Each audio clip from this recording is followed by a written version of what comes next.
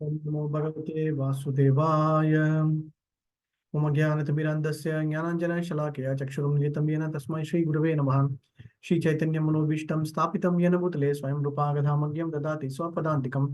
वन्देऽहं श्रीगुरुं श्रीयुतपदकमलं श्रीगुरुं वैष्णवांश्च श्रीरूपं सागरजातं सहगण रघुनाथं वितं तं सजीवं साद्वैतं सावधूतं परिजनसहितं कृष्णचैतन्यदेवं श्रीराधा कृष्णपादान् सहगण ललिता श्रीविशाखान्वितांश्च।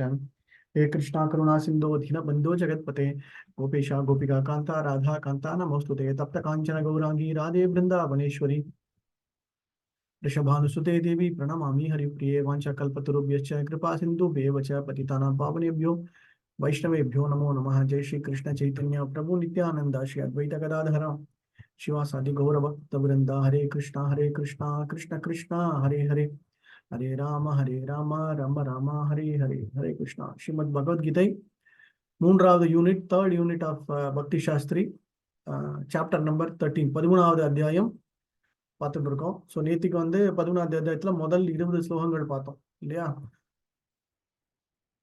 யாராவது சொல்ல முடியுமா என்னென்ன குறிப்பா என்னென்ன பார்த்தோம் அப்படின்னு சொல்ல முடியுமா?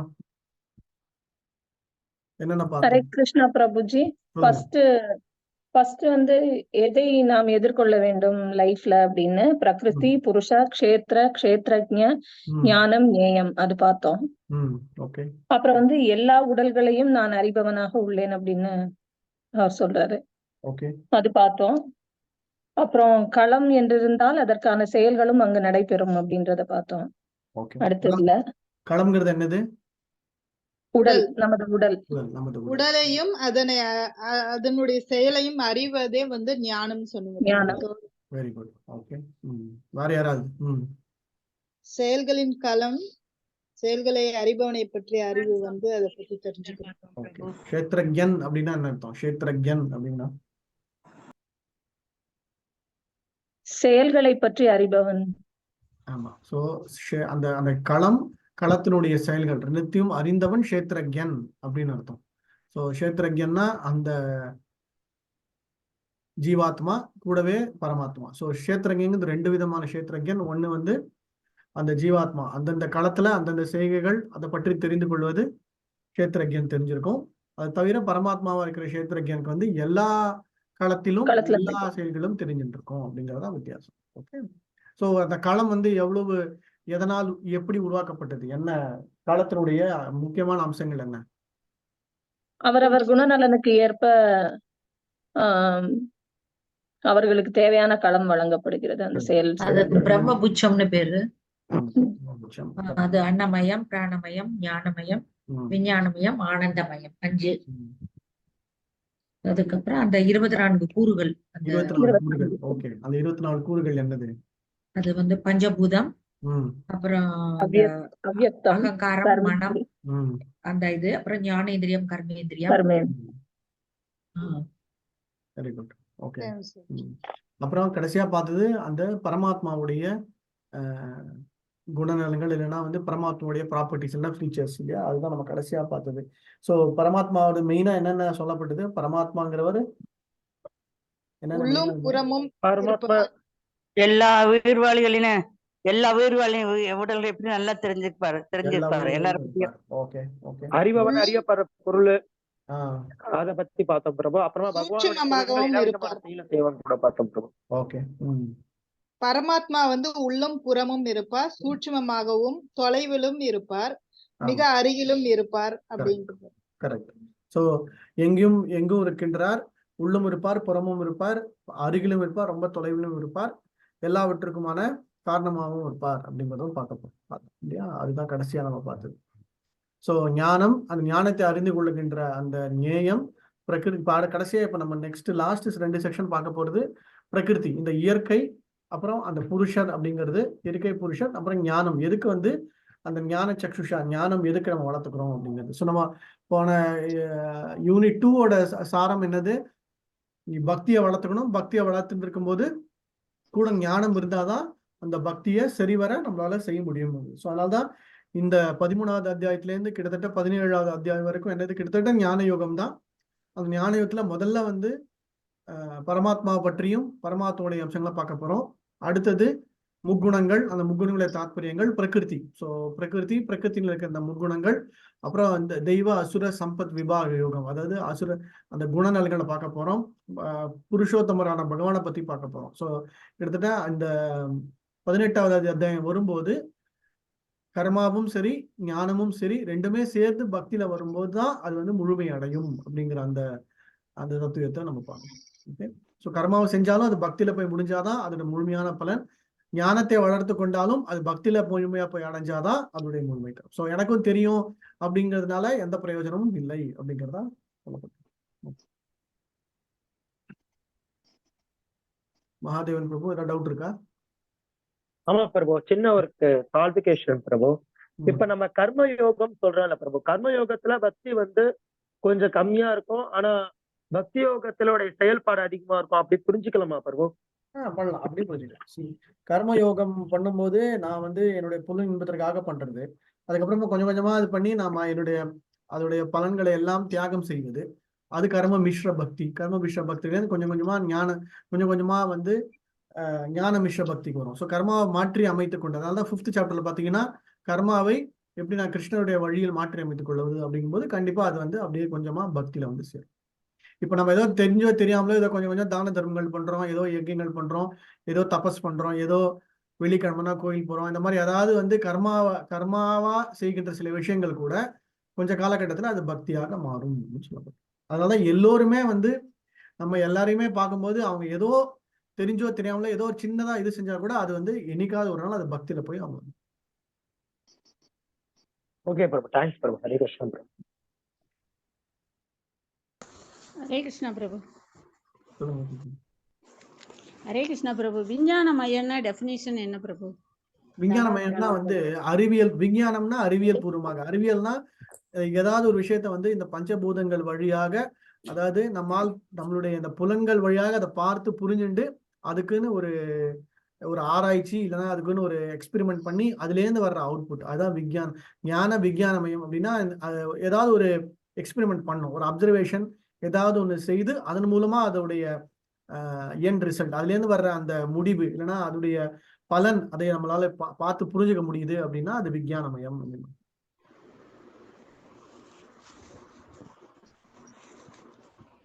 புரியுதா? எப்படி புரிஞ்சுக்கிறது? விஞ்ஞானமயம்னா பகவானுடைய சிலைகள், இப்ப நீங்க லீலைகள் ஏதாவது இது பண்றோம் கேட்கிறோம் அப்படின்னா அது மூலமா நம்ம வந்து சில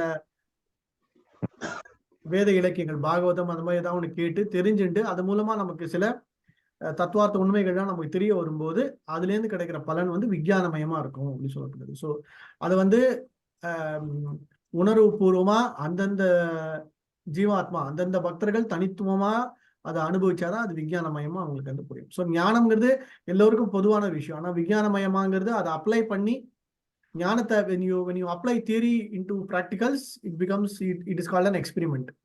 இந்த கெமிஸ்ட்ரியோ சரி பிசிக்ஸோ சரி இதில் பார்த்தீங்கன்னா ஒரு எக்ஸ்பெரிமெண்ட்னா என்னது, தியரி இருக்கும், அந்த தியரி நீங்க ப்ராக்டிக்கலா அதை இம்ப்ளிமெண்ட் பண்ணும்போது it is an experiment. So அந்த எக்ஸ்பெரிமெண்டோட அவுட்புட் வந்து உங்களுக்கு கண்டிப்பா இருக்கும். ஸோ அந்த அவுட்புட் வந்து பாஸா இருக்கலாம், ஃபெயிலா இருக்கலாம். ஸோ அதே மாதிரி தான் பகவானை பற்றி தெரிஞ்சுக்கிறோம், அதை நம்ம ப்ராக்டிக்கலா அப்ளை பண்ணும்போது அது மூலமா நமக்கு வந்து அந்த அவுட்புட் ஞானம் கூடத்தோட அது பண்ணும்போது அந்த மகிழ்ச்சி, அந்த அவுட்புட் நமக்கு அந்த சந்தோஷம், திருப்தி, மகிழ்ச்சி அதெல்லாம் கிடைச்சிது அப்படின்னா கண்டிப்பா அது நம்மளால வந்து விஞ்ஞானமயமா நம்மளால பகவானை புரிஞ்சுக்க முடியாது அப்படின்னு. ஸோ பஞ்சபூதங்கள் வழியா பகவானை தெரிஞ்சுக்கிறது தான் நம்ம வந்து 7வது அத்தியாயத்துல 8வது அத்தியாயத்தெல்லாம் பார்த்தோம். ஸோ இது மாதிரி கொஞ்சம் கொஞ்சமா நம்மளால வந்து அறிவியல் சார்ந்து, அதாவது அந்த மேலோட்டமா இல்லாம அது ஒரு உணர்ச்சியோட ஒரு கான்சியஸ்னஸ்னோட புரிஞ்சுக்கிற விஷயம் அப்படிங்கிறது தான் விஞ்ஞானமயம். புரிஞ்சுதா?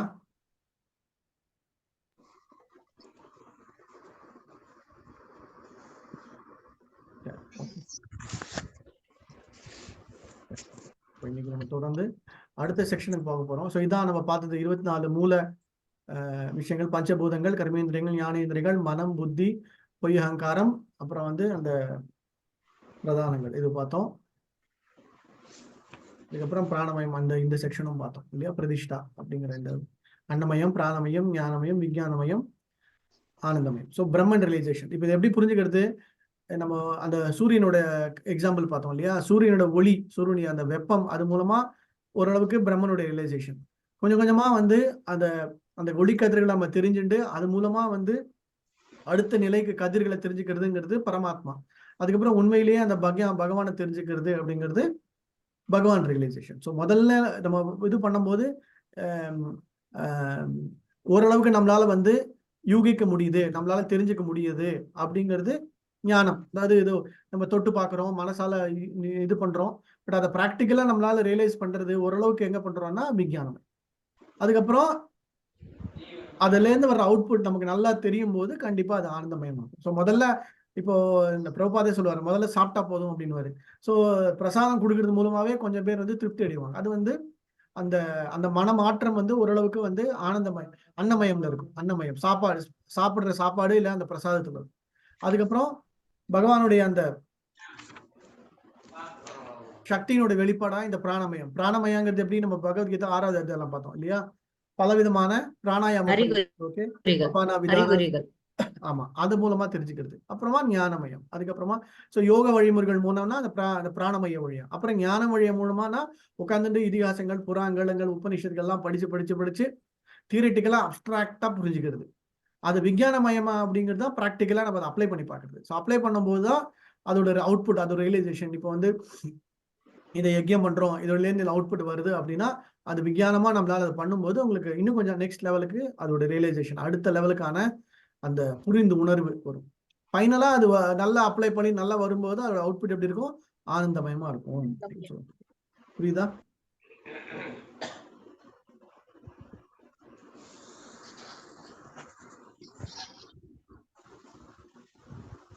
சரி, பார்த்தோம். இது எல்லாமே பார்த்தோம். இன்னைக்கு 20 இருந்து ஆரம்பிக்கும்.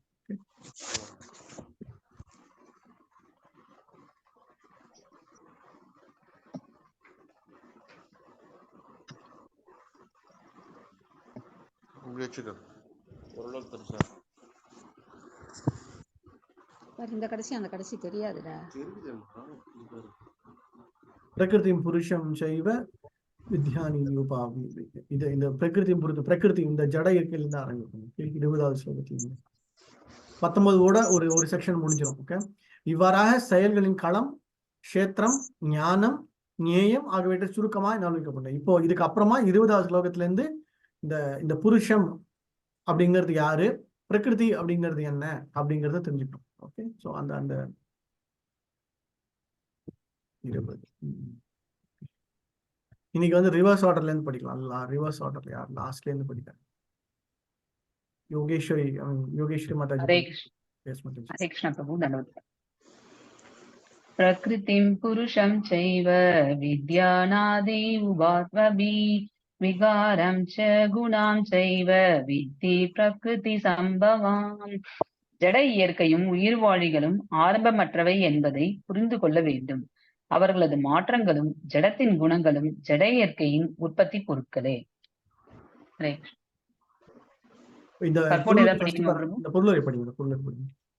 பொருளுரை. இந்த அத்தியாயத்தில் கொடுக்கப்பட்டுள்ள அறிவை கொண்டு உடல் செயல்களின் களம் மற்றும் உடலை அறிபவர்களை பற்றி, ஜீவாத்மா பரமாத்மாவை பற்றி அறிய முடியும். செயல்களின் களமாகிய உடல் ஜட இயற்கையினால் ஆனது.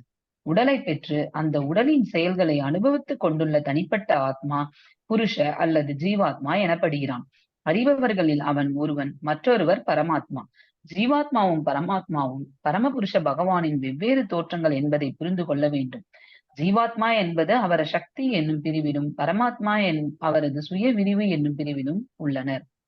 அடுத்தது படிக்கவா பிரபு? இல்ல பரவாயில்ல, தட்ஸ் ஓகே. ஸோ இதுதான் அதோட மெயின் பாயிண்ட். ஸோ பிரகிருதி அப்படிங்கிறது இயற்கை. புருஷனா யாரு? 2 விதமான புருஷர்கள். ஒண்ணு அந்த நார்மலா இருக்கிற ஜீவாத்மா, ஒண்ணு இன்னொன்னு அந்த பரமாத்மா. ஜீவாத்மாவுக்கும் பரமாத்மாவுக்கும் என்ன வித்தியாசம்? ஜீவாத்மா பகவானுடைய ஒரு அம்சம், ஆனா பரமாத்மா பகவானுடைய ஒரு விரிவங்கம். ஓகே, ஸோ அதான் நமக்கு வந்து தெரியும். ஒரு அம்சம் அப்படிங்கிறது ஒண்ணு, சுய விரிவங்கம்னா பிளானரி எக்ஸ்பான்ஷன், பிளானரி போர்ஷன் அல்ல பிளானரி எக்ஸ்பான்ஷன். நம்ம எல்லாமே பிளானரி போர்ஷன் தான். அதாவது அவர்கிட்ட இருந்து இருக்கிற சில குணாதிசயங்கள், சில குணநலங்கள் அவர்கிட்ட இருந்து வாங்கிக்கிறோம். என்னது? நித்தியமா இருக்கிறது, சச்சிதானந்தமா இருக்கிறது, இந்த மாதிரி சில முக்கியமான விஷயங்களை மட்டும் அவர்கிட்ட இருந்து எடுத்துட்டு ஜீவாத்மா தனித்துவமா இருக்கு.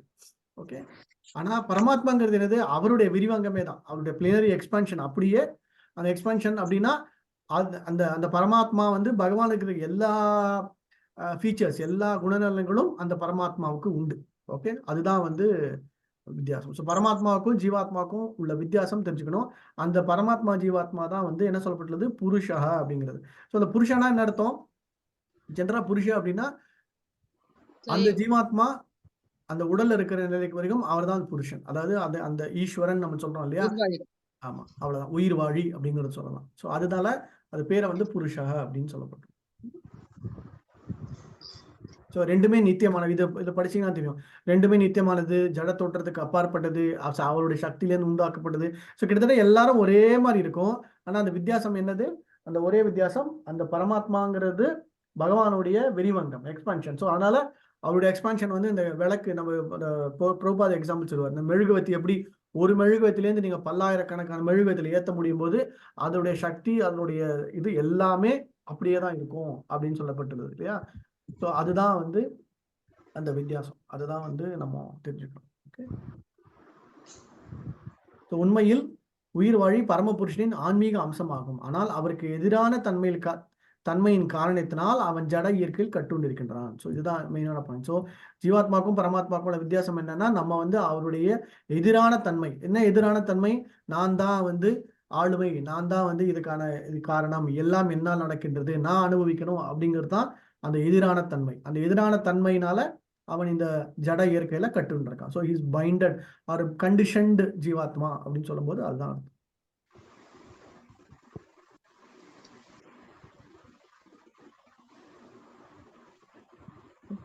தேங்க்ஸ் மாதாஜி. அடுத்தது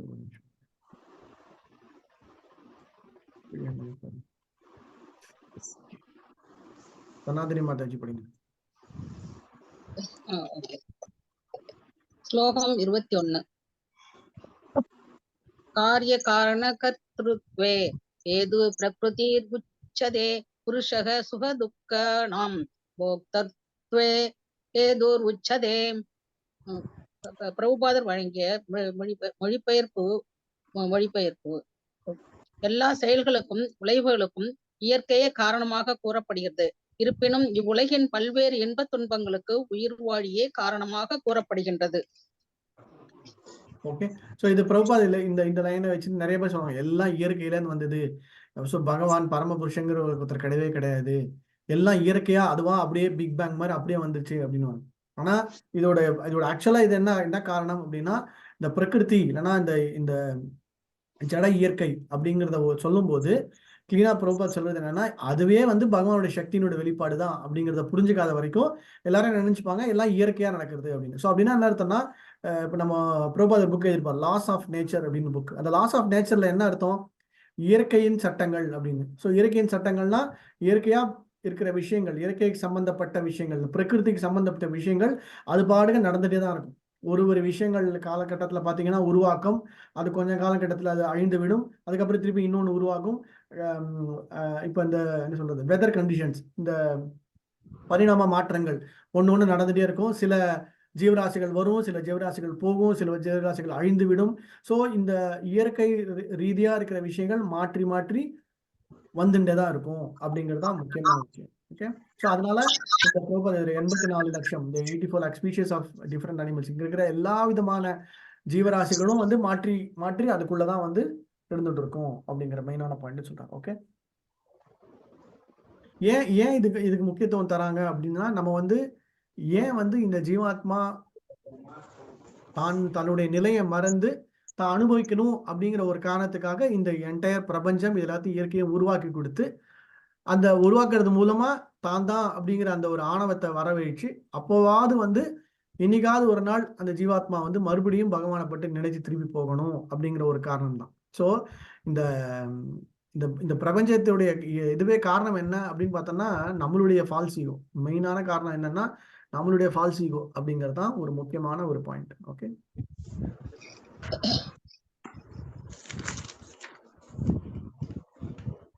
பிரபுபாத் வந்து ஆன்மீக உலகத்திற்கும் இந்த ஜட உலகத்துக்கும் உள்ள வித்தியாசம். இந்த உலகத்துல என்ன பண்ணுவோம், நான் தான் என்னோடது அப்படின்னு சொல்லி இதை வந்து ஆக்கிரமிக்கணும், இதை அனுபவிக்கணும் அப்படிங்கிற அந்த ஒரு நிலையிலே இருந்து நம்மளுடைய செய்கைகள் எல்லாமே இருக்கும். ஆனா இயற்கையோட சட்டங்கள்ல இருந்து அவனால வந்து ஒண்ணுமே பண்ண முடியாது. வெளிப்புறமா பார்த்தா நான் இயற்கையில் இதை மாற்றுறேன் அதை மாற்றுறேன் அப்படின்னு என்ன சொன்னாலும் இயற்கையோட சட்டங்கள்ல இருந்து அவனால என்னைக்குமே வெளியவே வர முடியாது.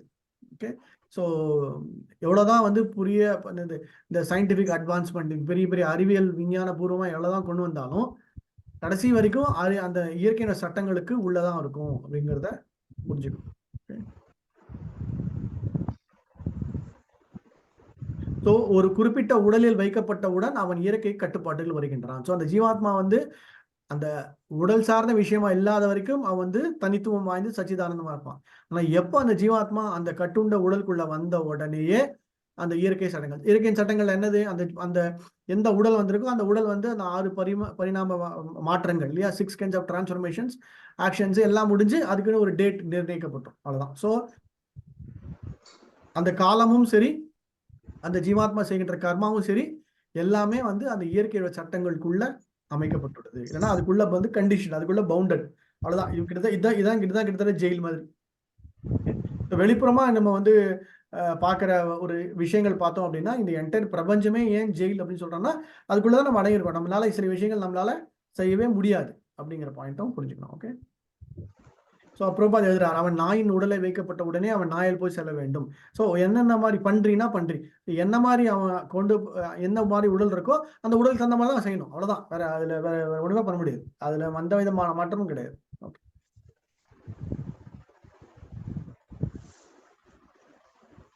ஆனா பிரபுபாத் அழகா எழுதுறார், பரமபுருஷர் உயிர்வாழின் மீது மிகவும் கருணை உடையவராக இருப்பதால் பரமாத்மாவின் உரிமை. ஸோ அந்த ஜீவாத்மா என்ன உடல் எடுத்தினாலும் பரவாயில்ல, அந்த ஜீவாத்மா ஒரு எறும்பு உடல் எடுத்தினாலும் பரவாயில்ல, இல்ல ஒரு பன்றியின் உடலை எடுத்தினாலும் சரி, இல்லைன்னா ஒரு பெரிய மிருகமாக இருந்தாலும் சரி. ஆனா அவர் என்ன பண்றாரு, அந்த ஜீவாத்மாவை வந்து தன்னுடைய ஒரு அம்சமா பாக்குறாரு, ஜீவாத்மாவா பாக்குறார். அந்த உடல் சார்ந்து பார்க்காம என்ன பண்றாரு, கூடவே போய் உட்காந்துட்டார். ஸோ எப்போ வந்து அந்த ஜீவாத்மா அந்த புத்தியை சரிவர பயன்படுத்தி நல்லா இது பண்ணும் போதோ அப்போ வந்து அந்த ஜீவாத்மாக்கு அடுத்த நிலைக்கு அவரே வந்து இது பண்றாரு. ஸோ அதனால்தான் நம்ம வந்து பொதுவாக புரிஞ்சுக்கணும், உள்ள இருக்கிற பரமாத்மாவை எந்த அளவுக்கு, பரமாத்மா தான் நமக்கு இன்டெலிஜென்ஸை தருது, பரமாத்மா தான் நமக்கு வந்து நல்ல டிசிஷன் மேக்கிங் தருது, பரமாத்மா தான் நம்மளுடைய ஆசைகளை நிறைவேற்றிருக்கின்றார். ஓகே, ஸோ நம்மளுடைய செய்கைகளுக்கெல்லாம் யார் விட்னஸ்னா அவர் தான் பரமாத்மா. ஓகே, ஸோ எல்லாத்துக்குமே வந்து பெயினான பர்சன் யார் பார்த்தோம்னா பரமாத்மா தான். உள்ளே உட்காந்துன்னு எல்லாமே நமக்காக செய்யறார். ஸோ எப்போ அந்த ரியலைசேஷன், எப்போ அந்த அந்த உண்மை நமக்கு புரியுதோ அப்போ நம்ம வந்து பக்தியில இன்னும் கொஞ்சம் பர்ஃபெக்டா இன்னும் கொஞ்சம் முன்னேறி போக முடியும் அப்படின்னு சொல்லப்பட்டோம். எல்லா சூழ்நிலையிலும் அவர் இருக்கின்றார். சொல்லுங்க.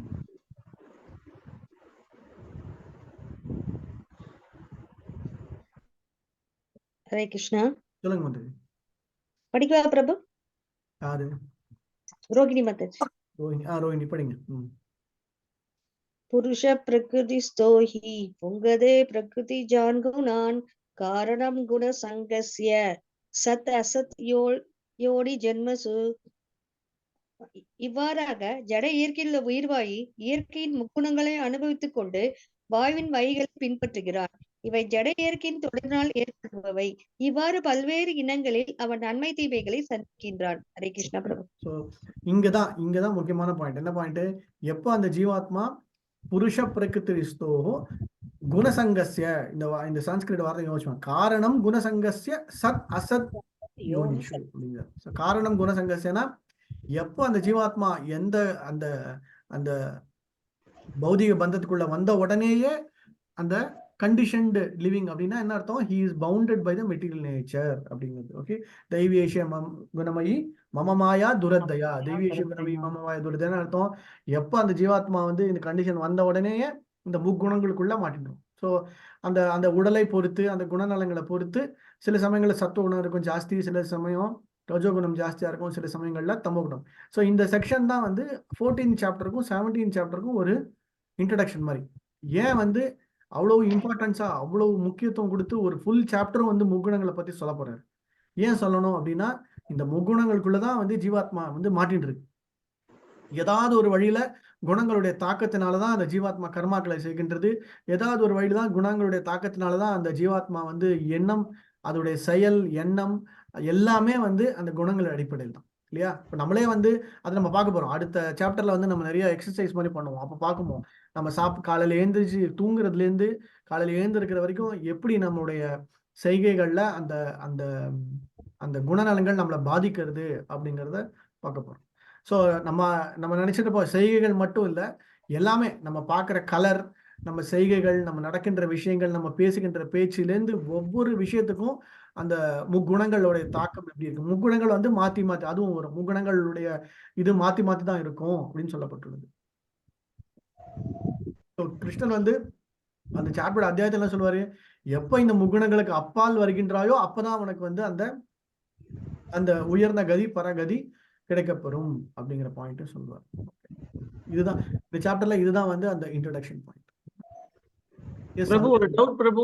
இருங்க அமிதா மாதாஜி ஒரு நிமிஷம். டவுட் ஹரே கிருஷ்ணா பிரபு, ஒரு டவுட் பிரபு. சொல்லுங்க மாதாஜி. ஹரே கிருஷ்ணா. சொல்லுங்க கேக்குது மாதாஜி. கேக்குதுங்களா? கேக்குது. இப்போ எல்லாத்தையும் படிச்சுட்டு அவரும் கூட ஏன் இருக்கிறாரு அந்த மாதிரி? அவர் இல்லாம இருந்தா என்ன ஆகும்? நல்ல கேள்வி. சொல்லுங்க பாப்போம். வேற அவர்தான் அவர் இருக்கிற இடத்துல இருந்தே நம்மள பார்க்க முடியும் இல்லையா? கண்டிப்பா கண்டிப்பா கண்டிப்பா. நல்ல கேள்வி. ஏன் எல்லாருக்கும் இருக்கிறாரு? கரெக்ட் கேள்வி. வேற யாராவது சொல்லுங்க பாப்போம். நான் பதில் சொல்றதுக்கு முன்னாடி வேற யாராவது என்ன தோடுதுன்னு சொல்லுங்க பாப்போம். சாட்சியாக இருக்கிறார். இருங்க ஒருத்தரா சொல்லுங்க. பரமாத்மா இல்லைன்னா வந்து ஆத்மானால அந்த சரீரத்துக்குள்ள வரவே முடியாது பிரபு. அவர் இருக்கிறனாலதான் அந்த சரீரத்துக்குள்ள வர முடியுது. அந்த ஆக்ஷன் நம்மனால டச் பண்றது எல்லாமே எந்த பண்ண முடியறதும் பரமாத்மா இருக்கிறனாலதான் செய்ய முடியுது. Okay, very good. Padmini Mataji. இல்ல அவர் வந்து நம்ம தான் விருப்பப்பட்டு அவர்கிட்ட இருந்து வெளியே வந்திருக்கோம் பிரபு. அவர் வந்து அக்செப்ட் பண்ணி அதை வந்து கண்ட்ரோல் பண்ணிட்டு இருக்காரு. மத்தபடி ஒண்ணும் இல்ல, நம்ம தானே விருப்பப்பட்டு வெளியே வந்திருக்கோம். அதனாலதான் அவர் எல்லாத்தையும் பார்த்துட்டு உன் விருப்பப்படி திருப்பி வந்து சேருங்கிற ஒரு கான்செப்ட்ல அவர் பார்த்துட்டு இருக்காருன்னு. மாதாஜி கேள்வி சரி, அதெல்லாம் கரெக்ட். அப்புறம் எதுக்கு அவர் ஒருத்தர் கூடயும் போய் உட்காந்துக்கணும்? அவர் பாட்டு தனியா ஒரே இடத்துல உட்காந்து எல்லாரையுமே பண்ணலாம் இல்லையா? இருங்க ஒருத்தர் நம்ம செய்யற செயலுக்கு அவர்தான் வந்து பாக்குறதுனால நம்ம வந்து அந்த அவர் வெளியிலே உட்காந்து கூட பாக்கலாம்ல. எதுக்கு தனியா உள்ள வந்து உட்காந்துக்கணும்? ஏன்னா ஒவ்வொரு ஜீவாத்மாவோட விருப்பு வெறுப்புகளை அவர் தெரிஞ்சுக்கிறாரு அந்த உள்ளே இருந்து. அதான் அது வெளியில கொண்டு தெரிஞ்சுக்கலாம்ல. பிரபு, என்னுடைய ஆசைகளை அவர் நிறைவேற்றுகிறார். நான் வந்து தப்பு செய்கிறதுன்னு சொன்னா நான் ஒரு சின்ன ஒரு மனதுல தோணும், நீ பண்ண போறது தப்புன்னு முதலே சொல்லும். அப்ப நம்ம அதுல பின்வாங்கிறதுக்கு அவர் ஒரு சாட்சியாக இருக்கிறார். சரி, ஓகே. பிரபாமயி மாதாஜி. கிருஷ்ணா பிரபு, அவர் சொல்றாரு எல்லா உயிர்களுக்கும் நான் இருக்கிறேன், ஆனால் அவர்களில் நான் இல்லை அப்படின்னு ஒரு இடத்துல சொல்றாரு. ஓகே. மித்ரவிந்த மாதாஜி. நிறைய சொல்றாரு பிரபு. அவர் உள்ள இருக்கிறதுனாலதான் நமக்கு நல்ல அறிவுரைகளை வந்து வழங்குறாரு. சரி, ஓகே. நல்லது எதுக்கு அப்படி அவர் சொன்னா கூட நம்ம வந்து அது கேட்கறது இல்ல பிரபு. அவர் ரொம்ப ரியலைஸ் பண்ண வைக்கிறோம். நம்ம அப்ப கூட திமுறா நம்ம இஷ்டத்துக்கு தான் அவளை இது பண்ணிட்டு இருக்கோம். அவரு சொல்றாரு இல்லையா? இல்ல பிரபு, அவர் உள்ள வந்த பிறகுதான் நமக்கு அந்த உயிருங்கிறதே இருக்கு. அதுல ஒரு அங்கமா தான் ஜீவாத்மா இருக்கு அப்படி பார்க்கலாம் இல்லையா பிரபு? அவர் உள்ள வந்தவனே தான் நம்ம ஆக்டிவ் ஆகிறோம். அதுல ஒரு அங்கமா தான் ஜீவாத்மா இருக்கு அப்படின்னு. சரி, ஓகே. அவர் வந்து நம்மளுக்கு ஃப்ரீ வில் கொடுக்கிறார் பிரபு. அதன் மூலியமா அவர் வந்து நம்மள கண்காணிச்சிட்டு இருக்காரு. அத வந்து நம்மளுக்கு வந்து எடுத்து நம்மளுக்கு அறிவுரை வழங்குறாரு, மறதியை கொடுக்கிறாரு. ஒவ்வொரு ஜீவாத்மாக்கு இருக்கிற டிசைரை வந்து அவர் வந்து புரிஞ்சுக்க முடியும். கரெக்ட். அவர் அதெல்லாம் வெளியில இருந்து பண்ணலாமே, ஏன் உள்ள வந்து உட்காந்துக்கணும்?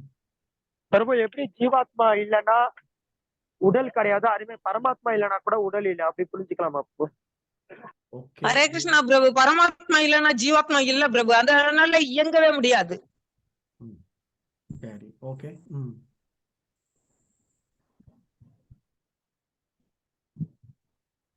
ஓகே. அசுரர்களும் இருக்காரு, பரமாத்மா இருக்காரு. அசுரர்கள் அவங்க செயல்படுறாங்க. அவங்க கேள்வி நல்லா புரிஞ்சுவாங்க. வெளியிலே இருக்கலாமே, எதுக்கு உள்ள வந்து உட்காந்துக்கணும் அப்படின்னு கேக்குறாங்க. கரெக்டா? கேள்வி அப்படிதான் பிரபு. வெளியில இருந்து எல்லாம் செய்யலாம், எல்லாருக்குள்ளயும் அது கெட்டவங்க நல்லவங்க அந்த மலத்துல இருக்கிற புழுவுக்குள்ள அப்படியெல்லாம் ஏன் அவர் இருந்து ஏன் கஷ்டப்படணும்? ஆமா சரி யோகேஸ்வரி க்ஷேத்திரத்தையும் இயக்க வைக்கணும்ல பிரபு, ஹரே அதுக்காக கிருஷ்ண பிரபு. நமக்கு வந்து இன்னமும் அவர் கூட இயங்கணும். இருக்கும் போது வந்து பாத்தீங்கன்னா எப்படி ஒரு ஒரு அம்மாக்கு வந்து ஒரு குழந்தைய வந்து டெய்லியும் பண்ணும்போதுதான் வந்து பாத்தீங்கன்னா அந்த குழந்தைக்கு மேல வந்து ஒரு பெரிய அஃபெக்ஷன் வருது. ஆக்சுவலி ஒரு நாள் நம்ம கிட்ட ஒரு குழந்தை பிறந்து இறந்து போகுதுன்னா அந்த தாய்க்கு வந்து அது ஒரு முதல்ல இருக்குமே தவிர பட் பெரிய வருத்தம் இருக்காது. சோ நம்மளோடய பரமாத்மா இருக்கனால நம்மளுக்கு வந்து அவரோட இந்த ட்ரூ அந்த அன்பு பெட்டரா இருக்கும்னு எனக்கு ஒரு இது பிரபு. தனித்தனியா அவர் எங்கேயோ இருந்தாருன்னா நம்மளால வந்து அந்த அளவுக்கு அந்த இது இருக்காதுல்ல. எல்லா இடத்துலயும் நாங்க இருக்கிறாரு, அது இல்லைன்ற கண்டிப்பா உடம்புல அக்செப்ட் கூட பண்ணிக்கிறோம். பட் அவங்களையும் ஒரு ஸ்டேஜ்ல இந்த மாதிரி நம்ம படிச்சோம்ல, ஒரு ஸ்டேஜ்லயா வந்து அவங்க பின்னாடி வரதுக்கான சான்சஸ் இருக்கு அப்படின்ட்டு. சோ எந்த டைம்ல வேணா கிடைக்கும்ல. கரெக்ட். ஓகே முரளி பிரபு, முரளி பிரபு. ஹரே கிருஷ்ணா பிரபு. இருங்க ஓகே சாந்தி சுந்தரி சொல்லுங்க. பிரபு, ஒவ்வொரு ஜீவாவும் வந்துட்டு பகவானுடைய அம்சம் பிரபு. அதனால அந்த என்ன சொல்றது, பகவான் வந்துட்டு அந்த ஜீவாத்மாக்குள்ளே ஏன் இருக்காரு அப்படின்னா தன்னுடைய அந்த அம்சம் வந்துட்டு இங்க பௌதிக உலகத்துல வந்ததால அவங்க செய்யக்கூடிய ஒவ்வொரு செயலுக்கும் வந்துட்டு அவரு சாட்சியா வந்துட்டு உள்ள அவர் உட்கார்ந்து இருக்கார் பிரபு. ஓகே ஓகே முரளி பிரபு. हरे कृष्णा प्रभु, प्रणाम, धन्यवाद, प्रणाम प्रभु. பரமாத்மா வந்து வெளியில இல்லாம ஏன் உள்ளுக்குள்ள இருக்காருன்ற அந்த கேள்விக்கு என்ன அடியனுடைய ஒரு உணர்வு புரிதல் என்ன அப்படின்னா, பகவான் வெளியில நம்ம பகவத்கீதையில படிச்சிருக்கோம், தாயாகவும் தந்தையாகவும் பாட்டனாராகவும் தங்கும் இடமாகவும் இருக்காரு அப்படின்றத நம்ம உணராத வரைக்கும் நம்ம உள்ளுக்குள்ளேயும் பகவான் இருக்கிறத உணர முடியாது. ஸோ இந்த தாயாகவும் தந்தையாகவும் பாட்டனாராகவும் தங்கும் இடமாகவும் அடைக்கலமாகவும் இருப்பது நானே அப்படின்னு நம்ம படிச்சிட்டோம். பட் அதை இன்னும் உணராத வரைக்கும் நம்ம இன்னும் அந்த பகவான் வந்து வெளியிலயும் இந்த அளவுக்கு நம்ம கிட்ட இருக்காரு, உள்ளுக்குள்ளேயும் இருக்காரு. நான் பரமாத்மாவா இருந்தாலும் யாருக்கிட்ட பரமாத்மாவா இருக்காரு? கர்மிகளுக்கிட்ட தான். பக்தர்கள்கிட்ட அவர் பரமாத்மாவா இல்ல, பகவானாவே இருக்கார், கிருஷ்ணராவே இருக்கார். சாட்சாத் கிருஷ்ணர் வந்து பக்தருடைய இதயத்திலிருந்து வழி நடத்துறாரு. அதை வந்து பக்தர்கள் உணர்ந்துட்டாங்க அப்படின்னா, சோ அவர் வெளியில இருந்து மற்ற ஜீவர்கள், இப்போ எனக்கு ஒரு தாய் இருக்காங்க அப்படின்னா அந்த ஜீவனுடைய இதயத்துல அந்த கிருஷ்ணர் இருந்து என்னை வழி நடத்துறாரு. சோ அப்ப நான் வந்து அவங்க சொல்றத கிருஷ்ணரோட லிங்க் பண்ணி கிருஷ்ணர் எனக்கு ஏதோ கைட் பண்றாரு அப்படின்னா, அப்போ நான் வந்து வெளியில இருந்து பகவான் என்ன வழி நடத்துறாரு நான் எடுத்துக்கலாம். உள்ள இருந்து ஏன் வழி நடத்தணும் அப்படின்னா, எப்பவுமே என்னுடைய தாய் என் கூட இருக்க மாட்டாங்களே, ரைட்? ஸோ உள்ள இருந்து அவர் என்ன பண்றாரு? சைத்த குருவா இருந்து என்ன வழி நடத்திக்கிட்டு இருக்காரு. வெளியில இருந்து தீட்ச குருவாவோ சிக்ஷா குருவாவோ இல்ல ஒரு டீச்சராவோ இருந்து வழி நடத்திட்டு இருக்காரு. Hare Krishna. Thank you Prabhu. Okay philosophical understanding. Okay thank you Prabhu. So Amita Mataji, 10வது அத்தியாயத்துல 10வது ஸ்லோகம், தேஷாம் சதத யுக்தானாம் பஜதாம் பிரீத்தி பூர்வகம் ததாமி புத்தி யோகம் தம் ஏனமாம் உபயாதிதே. ஸோ அந்த புத்தி யோகம் அப்படிங்கிற விஷயத்த நான் தரேன் அப்படிங்கிறாரு. எப்படி தரேன்? தேஷாம் ஏவானுக்கம் பார்த்தம் அகம் அக்ஞானஜம் தமஹ நாஷயாமி ஆத்மபாவஸ்தோ ஞான தீபேன பாஷ்வத அப்படிங்கிறார்.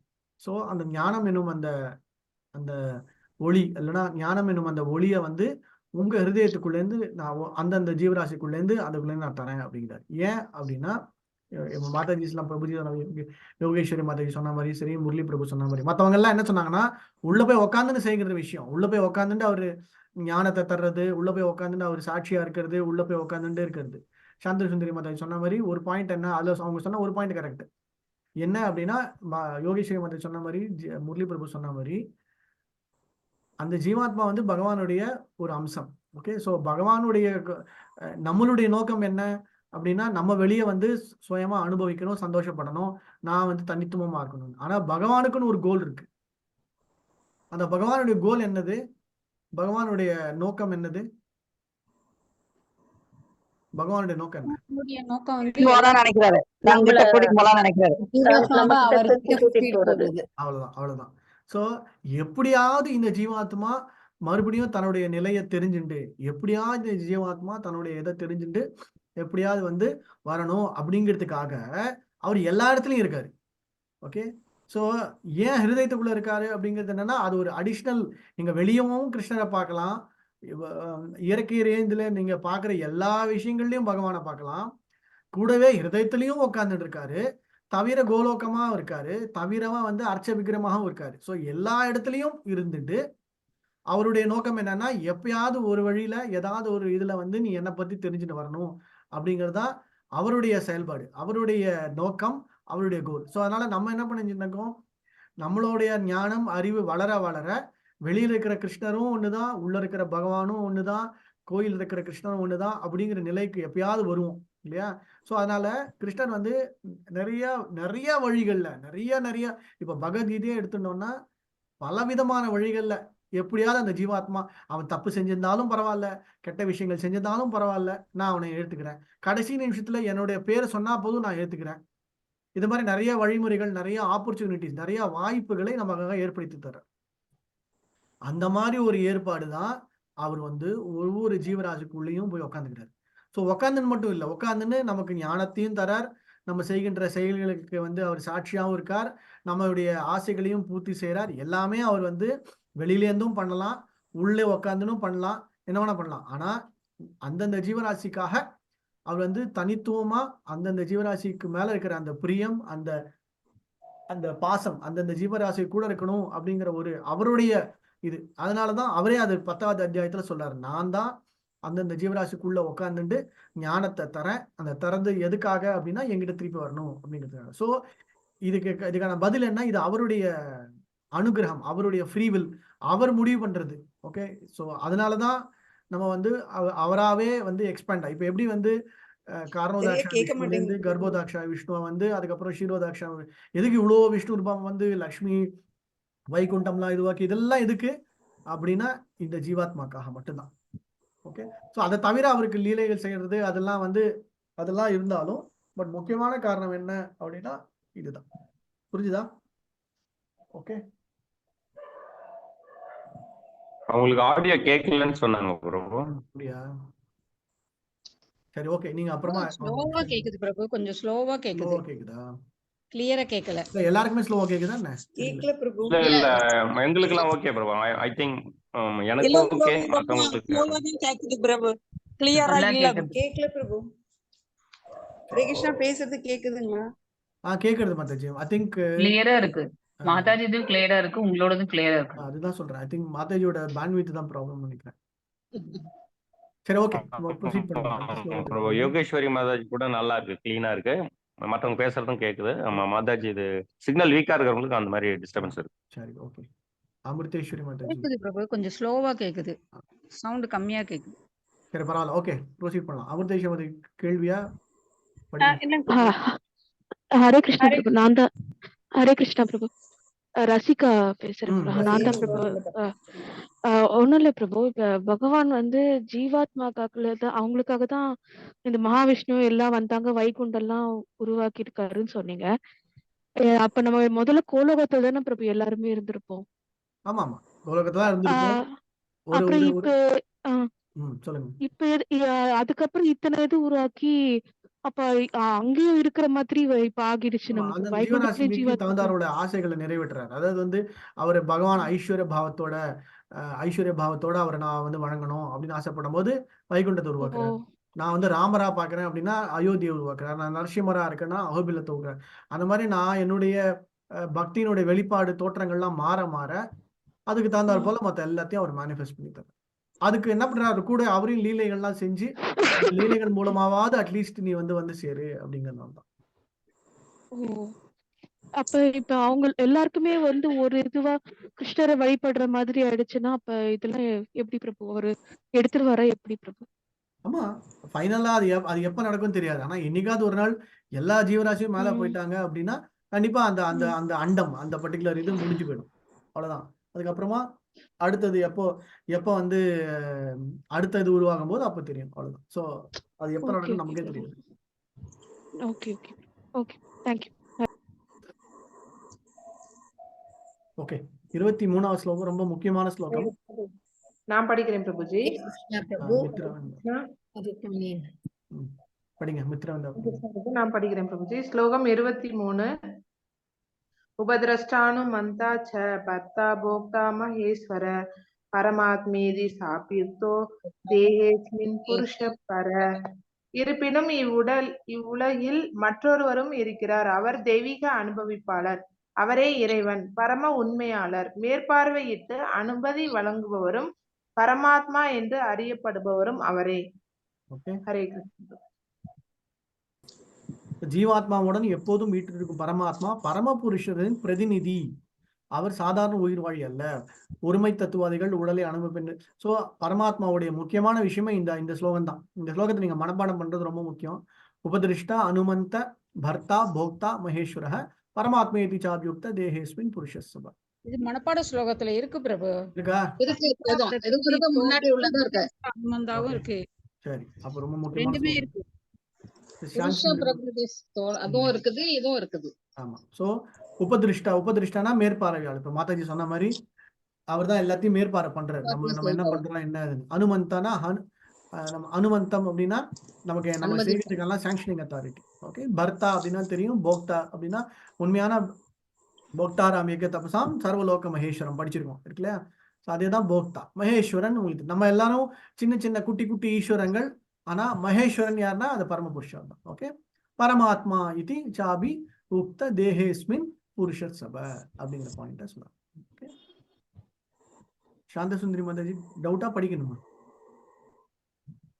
ஹரே கிருஷ்ணா பிரபு. 24 தானே பிரபு? ஹரே கிருஷ்ணா. ये एवं वेत्ति पुरुषं प्रकृतिं सगुणैः सह सर्वदा वर्तमानो अभिनस भूयो अभिजायते. ஜட இயற்கை, உயிர் வாழி குணங்களுடனான இவற்றின் உறவு ஆகியவற்றை பற்றிய இந்த தத்துவத்தை புரிந்து கொள்பவன் நிச்சயமாக முக்தி அடைகின்றான். அவனது தற்போதைய நிலை எவ்வாறு இருந்தாலும் சரி, அவன் மீண்டும் இங்கே பிறவி எடுக்க போவதே இல்லை. ஹரே கிருஷ்ணா. ஓகே, சோ ஜட இயற்கை, உயிர் வாழி குணங்களோட இவற்றின் உறவு ஆகியவற்றை பற்றி. சோ இந்த ஞானம் நம்ம முன்னாடியே சொன்ன மாதிரி என்னது, நான் ஒரு ஜீவாத்மா, இந்த ஜட இயற்கை இந்த குணங்களுக்குள்ள நான் மாற்றிட்டு இருக்கேன், இதுல இருந்து நான் எப்படியாவது வெளியே வரணும் அப்படிங்கிற அந்த நிலை வந்தது அப்படின்னா கண்டிப்பா அவனால வந்து முக்தி அடைய முடியும். ஸோ அதனால்தான் வந்து எவன் ஒருவன் இந்த முக்குணங்களை வந்து கிளியரா புரிஞ்சுட்டு பிராக்டிக்கலா இந்த முக்குணங்கள்ல இருந்து நான் எப்படி வந்து வெளியே வரணும். ஏன்னா முக்குணங்கள் மாத்தி மாத்தி தான் போடும். நம்ம என்னதான் இது பண்ணாலும் குணங்கள் மாறி. ஸோ எவ்வளவுக்கு எவ்வளவு அந்த குணங்கள்ல இருந்து வெளியே வரணும் அப்படிங்கிற அந்த ஞானத்தை வளர்த்துக்கும் போது அவன் எந்த நிலையில தற்போதைய நிலை எவ்வாறாக இருந்தாலும் சரி அவன் மீண்டும் பிறப்பி எடுக்கல. ஸோ இதெல்லாம் வந்து என்னது, பகவான் நமக்கு ஒரு ஆப்பர்ச்சுனிட்டி, வாய்ப்பை ஏற்படுத்தி தராரு. ஸோ ஏதாவது ஒரு வழியில அந்த ஞானத்தை நீ வளர்த்துக்கொள். அந்த இயற்கை, இந்த பிரபஞ்சம், இந்த மெட்டீரியல் நேச்சர், இது எல்லாமே வந்து பகவானுடைய சக்தியினுடைய வெளிப்பாடு. நான் இதை பர்ஃபெக்டா யூட்டிலைஸ் பண்ணி பர்ஃபெக்டா இதை பயன்படுத்தி என்னுடைய பக்திக்கு இதை வந்து அனுகூலமா மாத்திண்டு பண்ணான்னா கண்டிப்பா நல்ல வெளியே வந்துட முடியும் அப்படிங்கிற ஞானத்தை வளர்த்துட்டான்னா அவனுக்கு வந்து கண்டிப்பாக அவனுக்கு வந்து முக்தி நிச்சயம். சோ இப்ப இந்த ஜட இயற்கை, பரமாத்மா, ஜீவாத்மா இதோடைய தொடர்பு, இது ஒரு உங்களுக்கு மேட்ரிக்ஸ் மாதிரி வச்சுக்கோங்களேன். ஸோ இந்த இயற்கை, இந்த ஜீவாத்மா, இந்த இயற்கைங்கிறது இந்த பிரபஞ்சம், இந்த பிரகிருதி உருவாக்கப்பட்டுள்ளது. அந்த பிரபஞ்சத்துக்குள்ள பலவிதமான உயிரினங்கள், பலவிதமான இயற்கை சார்ந்த விஷயங்கள் எல்லாம் இருக்கு. அதுக்குள்ள ஜீவாத்மா இருக்கு, அதுக்குள்ள கூடவே கூட பரமாத்மா இருக்கா. ஸோ மூணுமே பாத்தீங்கன்னா நல்லா ஃபுல்லா கம்பைண்டா இருக்கும் இல்லையா? ஸோ எங்க பார்த்தாலும் வந்து செடி கொடி மரம் இருக்கும், கூடவே வந்து உயிர் வாழிகள், அந்த பலவிதமான விலங்குகள் இருக்கும், மனுஷங்கள் இருப்பாங்க. ஸோ ஒரு இயற்கை அப்படின்னா எல்லாமே சேர்ந்ததுதான் இயற்கை, அதுதான் பிரகிருதி இல்லையா? ஸோ அந்த பிரகிருதிக்குள்ள இது மூணுமே கண்டிப்பா மாத்தி மாத்தி தான் இருக்கும். ஸோ எப்பப்ப ஆக்ஷன்ஸ், அந்த ஜீவாத்மா பண்ற ஆக்ஷன்ஸை பொறுத்து இயற்கையுடைய நிலை மாறும். அப்புறம் இயற்கையுடைய நிலைக்கு தந்தாற் போல ஆக்ஷன்ஸ் மாறும், அதுக்கு தந்தாற் போல பலன்கள். ஸோ இது மூணும் மாத்தி மாத்தி மாத்தி மாத்தி நடந்துட்டு இருக்கும். ஓகே, ஸோ எப்ப வந்து இந்த மாதிரி இந்த தத்துவார்த்தம், இந்த ஞானத்தை ஒருவன் பெறுகின்றானோ அவனுக்கு வந்து முக்திக்கான வழி. அதாவது இதுல இருந்து முக்தினா என்ன அர்த்தம், இந்த இந்த என்ன சொல்றது, இந்த பிரபஞ்சம் இந்த இதுல இருந்து வெளிவரத்துக்கான ஒரு வாய்ப்பை பகவான் ஏற்படுத்தி தர. ஓகே. முரளி பிரபு படிக்கிறீங்களா? டவுட்டா? எஸ் பிரபு, படிக்கிறது. ஒரே நிமிஷம். ருக்மிணி மாதாஜி டவுட்டா இல்ல படிக்கிறீங்களா? படிக்கிறதுக்கு பிரபு. சரி சரி, முரளி படிச்சுட்டு முரளி பிரபு படிக்கட்டும், அதை பண்ணுங்க. 25. 25ல ஞானேன ஆத்மனி பஷ்யந்தி கேசித் ஆத்மானம் ஆத்மனாம் அன்யே சாங்கியேன யோகேன கர்ம யோகேன சாபரே. தங்களுக்குள் இருக்கும் பரமாத்மாவனை சிலர் தியானத்தினாலும் சிலர் ஞானத்தை வளர்ப்பதாலும் வேறு சிலர் பலனை எதிர்பாராது செயல்படுவதாலும் காண்கின்றனர். நல்ல அழகான ஸ்லோகம். இந்த ஸ்லோகத்து மூலமா என்ன தெரிய வருது? நம்ம 6வது அத்தியாயத்துல பார்த்த ஞானிகளா இருந்தாலும் சரி, தியான யோகம் செய்கின்ற அந்த தியானம் செய்கின்ற அந்த ரிஷிகள் இல்ல யோகிகள்னாலும் சரி, இல்லைன்னா கர்மா செய்கின்ற கர்மிகளா இருந்தாலும் சரி, யாரா இருந்தாலும் தியான மணி பஷ்யந்தி கேசிதத் ஆத்மனக அந்நே சாங்கியேன யோகேன கர்ம யோகேன. சோ கர்மயோகம் செஞ்சாலும் சரி, சாங்கிய யோகம் செஞ்சாலும் சரி, தியான யோகம் செஞ்சாலும் சரி, ஏதாவது ஒரு வழியில ஏதாவது ஒரு விதத்துல அந்த உள்ள இருக்கிற பரமாத்மாவை உணர்கின்ற, பரமாத்மாவை தெரிந்து கொள்கின்ற நிலை வரும்போது அவர்களுக்கு நல்ல நிலை. ஸோ அதனால்தான் பரமாத்மாவை எல்லாருமே தெரிஞ்சுக்கணும் அப்படிங்கிறது. ஸோ பக்தன் மட்டும் கிடையாது, கர்மா செஞ்சானோ அவன் தெரிஞ்சுக்கணும், ஞானியா இருந்தாலும் தெரிஞ்சுக்கணும், யோகியா இருந்தாலும் தெரிஞ்சுக்கணும். ஸோ யோகி என்ன பண்ணுவான்? அவன் போய் உள்ள உட்காந்துட்டு காட்டுல உட்காந்து தியானம் பண்ணும்போது என்ன நினைச்சு தியானம் பண்ணுவான்? உள்ள இருக்கிற அந்த பரமாத்மாவை. ஒரு டவுட். சொல்லுங்க மாதாஜி. கேக்குதுங்களா பிரபுஜி? கேக்குது மாதாஜி. நீங்க பேசுறது எங்களுக்கு கிளியரா கேக்குது மாதாஜி. சொல்லுங்க. கேட்க மாட்டேங்குது எனக்கு. கேக்குதுமா? உங்களுக்கு கேக்குதா இல்லையா? இந்த ப்ரீவியஸ் பேசிங்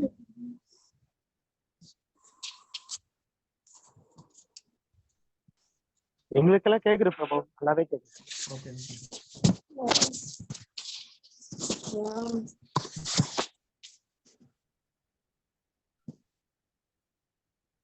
பிரபு, முரளி பிரபு, நீங்க வேணா அப்புறம் அமிதா மாதாஜியோட போன் இது செக் பண்ணி பாக்குறீங்களா, எப்படி அந்த கனெக்ஷன் இருக்கு அப்படின்னு? ஓகே ப்ரோ, பாக்குறேன் ப்ரோ. இல்லைன்னா அமிதா மாதாஜி நீங்க क्वेश्चन டைப் பண்ணாலும் ஓகே தான். ஒருவேளை நெட் இல்லாம இருந்திருக்கலாம் பிரபு. சரி, அவங்க பாத்து சரி. சரி, ஓகே. சோ தங்களுக்குள் இருக்கும் பரமாத்மாவை தியானம், ஞானம் இல்லைன்னா கர்மா ஏதாவது ஒரு வழியில தெரிஞ்சுக்கணும் அப்படிங்கிறது தான் முக்கியமான பாயிண்ட். ஓகே. அப்படி தெரிஞ்சுக்கும் போது என்ன ஆகும்? நம்ம தெரிஞ்சுக்கிறதுனால என்ன பலன்? சோ தட் நம்மளுடைய செய்கைகள், நம்மளுடைய நடவடிக்கைகள், நம்மளுடைய எண்ணங்கள் எல்லாத்தையும் அதற்கு தகுந்தாற்போல மாற்றி. எப்படி இருக்கீங்க? பாத்து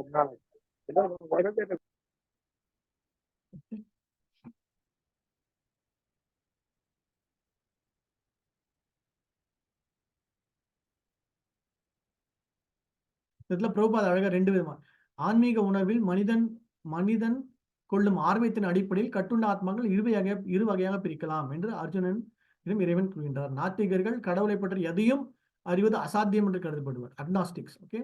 தொன்று தொட்ட கொள்கையில் சந்தேகம் முடியும். ஸ்கெப்டிக்கல்னா இருக்கலாம் ஆனா இல்ல அப்படிங்கிறது. இருந்தா நல்லா இருக்கும், இந்த சினிமால எல்லாம் வர்ற மாதிரி சொல்லுவாங்க, இருந்தா நல்லா இருக்கும் அப்படின்னா என்ன அர்த்தம்? இருக்கலாம் அப்படிங்கிற மாதிரி ஒரு இது. இன்னொன்னு இல்லவே இல்லை அப்படிங்கிறாங்க. ஸோ ஏதாவது ஒரு விதத்துல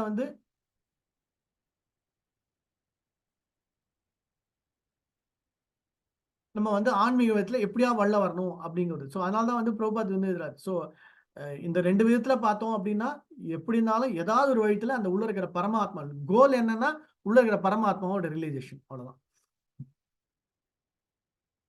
அதுக்கு என்னது? பரம பூரண உண்மையினை ஞானத்தை விருத்தி செய்வதன் மூலம் புரிந்து கொள்ள முயற்சி அது கிடைக்கும். ஸோ அதுக்கான அந்த அட்டெம்ப்ட் தான் முக்கியம். அதாவது அதுக்கான தமிழ் எப்படி சொல்றது, அதுக்கான முயற்சி இல்லைன்னா அதுக்கான பிரயத்தனம் செய்யும் போதுதான் அந்த ஞானம் அவனுக்கு கிடைக்கப்படும் அப்படிங்கிற.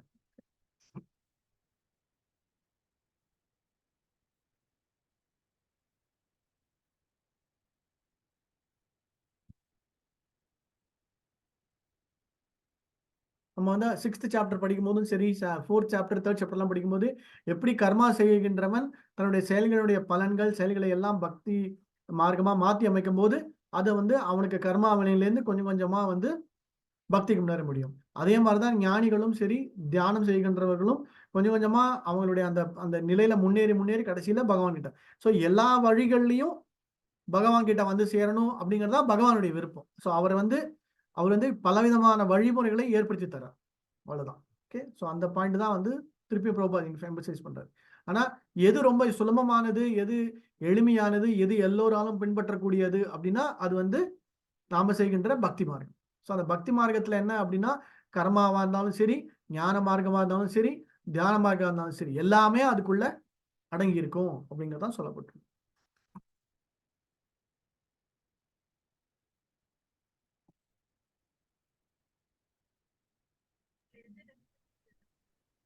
ஓகே, ருக்மிணி மாதாஜி படிங்க.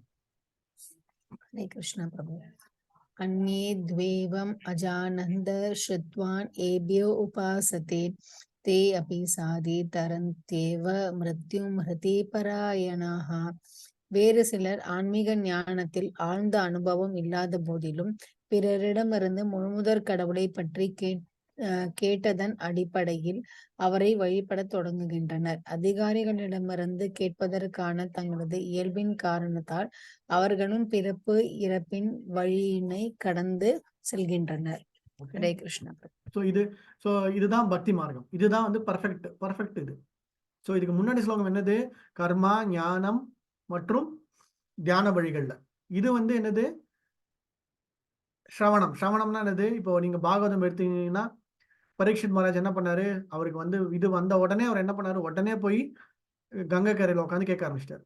அதே மாதிரிதான் சவுனக ரிஷி கிட்ட இருந்து யார் கேட்டு தெரிஞ்சுக்கிறாங்க? சூத கோஸ்வாமி அதே மாதிரிதான் அடுத்தது பாத்தீங்கன்னா மைத்ரே ரிஷியும் யாரு?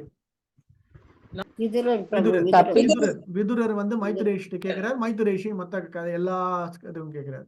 தேவஹூதி வந்து என்ன பண்றாங்க? கபிலர் கிட்ட இருந்து கேட்டுக்கிறாங்க. சோ வியாசர் வந்து நாரதர் கிட்ட இருந்து கேட்டுக்கிறாங்க. சோ ஒரு இடத்துல பாத்தீங்க அப்படின்னா நமக்கு ஞானம் வரணும், நமக்கு வந்து அந்த ஆழ்ந்த அனுபவம் இல்லாத போதும் பிறரிடமிருந்து கேட்பதன் அடிப்படையில் உடனே வழிபட தொடங்குகின்றனர் அப்படிங்கிற எவ்வளவு அழகான வார்த்தை. ஸோ அதனாலதான் வந்து பிரபுபாத சொல்லுவார், நமக்கு என்னமே நம்மளுடைய முன்னாடி நம்மளுடைய குவாலிபிகேஷன் என்னவா இருந்தாலும் பரவாயில்ல, கிருஷ்ண உணர்வுல கிருஷ்ண பக்தியில வந்துட்டு நம்மளுடைய ஆச்சாரியர்கள் அந்த உயர்ந்த நிலை பக்தர்களுடைய அந்த சங்கம் அவங்க சொல்றதை அப்படியே கேட்டாலே போதும். அந்த ஞானம், அதுக்கான பக்திக்கான அந்த அணுகுமுறை, அந்த வழிமுறைகள் நமக்கு சுலபமாக வந்துவிடும். ஓகே. அப்படி போது என்னது அதோட பலன் என்ன? அவர்களும் பிறப்பின் இறப்பின் வழியினை கடந்து செல்கின்றனர் அப்படிங்கிறார். ஸோ பெருசா நான் வந்து கர்மா பண்றேன், நான் வந்து இந்த யோகா பண்றேன், நான் வந்து தியானம் வழி பண்றேன், நான் வந்து இந்த ஞானத்தை வளர்த்துக்கிறேன். ஸோ அந்த மார்க்கெல்லாம் விட ரொம்ப சுலபமான மார்க்கம் என்னது? மற்றவங்க கிட்ட கேட்டு தெரிஞ்சது அப்படியே ஃபாலோ பண்றது. ஓகே. இது எது புத்திசாலித்தனம்னா இதுதான் புத்திசாலித்தனம். புரியுதா? ஏவ மிருத்யும் ஸ்ருதி பராயணக. ஸ்ருதினா என்னது? செவியால் கேட்கறது, ஸ்ரவணம் அப்படின்னு இல்லையா? ஸ்ருதி பராயணகனா காதால கேட்டே வந்து பக்திக்கு வந்தா போதும். காதால கேட்டே இது பண்ணான்னா ஈஸியா வந்துடலாம் அப்படின்னு. ஓகே. ஹரே கிருஷ்ணா பிரபு. சொல்லுங்க. அப்படின்னா இதுல வந்து கர்மயோகம் இதுல இல்லல்ல பிரபு? இதுல கர்மயோகம் எல்லாம் கிடையாது. கர்மயோகம்னா ரூல்ஸ் அண்ட் ரெகுலேஷன் தான் நம்ம பர்ஃபெக்டா ஃபாலோ பண்ணணும். காலையில 4 மணிக்கு எழுந்திருக்கணும், இது நான் இது பண்ணணும், அமாவாசை நான் இதை ஃபாலோ பண்ணணும். கர்மயோகங்கிறது ரூல்ஸ் அண்ட் ரெகுலேஷன் தான் பர்ஃபெக்டா ஃபாலோ பண்ணணும்.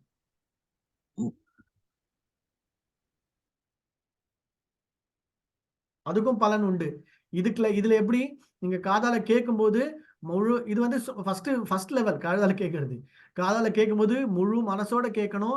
அந்த முழு மனசோட கேட்கும்போது அதுல லயித்து அவருக்கு சேவை செய்யணுங்கிற ஒரு ஆசையை வளர்த்துக்கணும். அதுக்கப்புறம் நம்ம அந்த கர்மாக்களை செய்யும் போது அது ஏதாவது சின்ன சின்ன தப்பு இருந்தாலும் சரி, சின்ன இது இருந்தாலும் சரி, அதை யார் பார்த்துக்கிறார்? பகவான் பார்த்துக்கிறார். ஓகே. ஸோ அதனால்தான் வந்து கர்மயோகத்துக்கும் பக்திக்கும் என்ன வித்தியாசம்? நானும் வந்து அதே செய்கைகள் தான் செய்வேன். ஆனா என்னுடைய செய்கைகள் யாரை திருப்திப்படுத்துவதற்காக செய்வேன்? பகவானை திருப்திப்படுத்துவதற்காக செய்யும். அதோடைய பலன் பகவானுக்கு போய் சேரும். அதோடைய முழு இதுவும் அவரை சார்ந்தது. ஆனா கர்மயோகத்துல நான் செய்யும் போது எனக்குன்னு சில நோக்கங்கள் இருக்கும், எனக்கு என்னுடைய புலன்களை திருப்திப்படுத்துவதற்காக இருக்கும். அதனால அந்த கர்மயோகத்தோட பலன்கள் அதுக்கு தகுந்தாற் போல அமையப்படும். புரியுதா?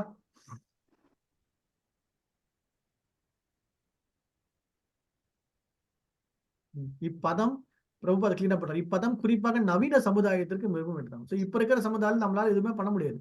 அட்லீஸ்ட் இந்த மாதிரியாவது கேட்டு தெரிஞ்சுட்டு பிரபுபாதர் இந்த மாதிரி கேட்டு தெரிஞ்சுட்டு, அதுவும் குறிப்பாக பகவான் சைத்தன்யர் உபதேசித்தபடி ஹரே கிருஷ்ணா கிருஷ்ண கிருஷ்ணா ஹரே ஹரே ஹரே ராமா எனும் தெய்வீக சப்தத்தை கேட்ட வேண்டும். எனவே தன்னை உணர்ந்த ஆத்மாக்களை கேட்டதன் மூலமாக நல்ல வாய்ப்பை எல்லா மனிதர்களும் பயன்படுத்திக் கொள்ளும்படியாக அனைத்தையும் புரிந்து கொள்ள வேண்டும். ரொம்ப சுலபமான வழி. ஆனா பிரபுபாதர் சொன்ன வழி இது யார் ஆக்சுவலா சொல்றது? கிருஷ்ணரே சொன்னதுதான். கிருஷ்ணரே சொல்ற வழிதான் இது. கிருஷ்ணரே என்ன சொல்றாரு? நீ கர்மயோகம், ஞான யோகம், இந்த யோகம்லாம் போனா ரொம்ப கஷ்டம். அதுக்கு ரொம்ப சுலபமான வழி என்னன்னா ஸ்ரவணம்.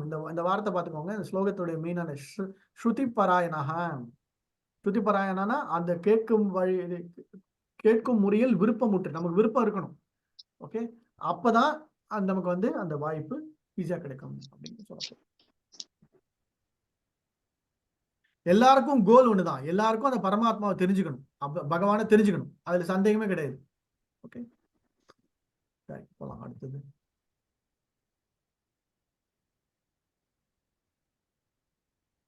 தூய பக்தனிடம் அடைக்கலம் கொண்டு தன்னுணரை பற்றி அவரிடமிருந்து கேட்டு அவரது அடிச்சுவடுகளை பின்பற்றும் அளவுக்கு ஒருவன் அதிர்ஷ்டசாலியாக இருந்தால் அவன் படிப்படியாக அந்த அதிர்ஷ்டம் இருக்கணும். நமக்கு லக்கு இருந்தாதான் நமக்கு வந்து பக்தருடைய சங்கம் கிடைக்கும். லக்கு இருந்தாதான் பகவத்கீதா படிக்க முடியும். லக்கு இருந்தாதான் பக்தி சாஸ்திரி பாஸ் பண்ண முடியும்.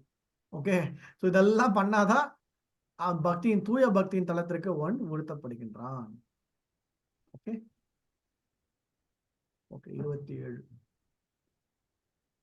நேற்று வராதவங்க பத்மினி மதாச்சு படிங்க. நேற்று வராதவங்க படிங்க. 27 கிருஷ்ணா பிரபு.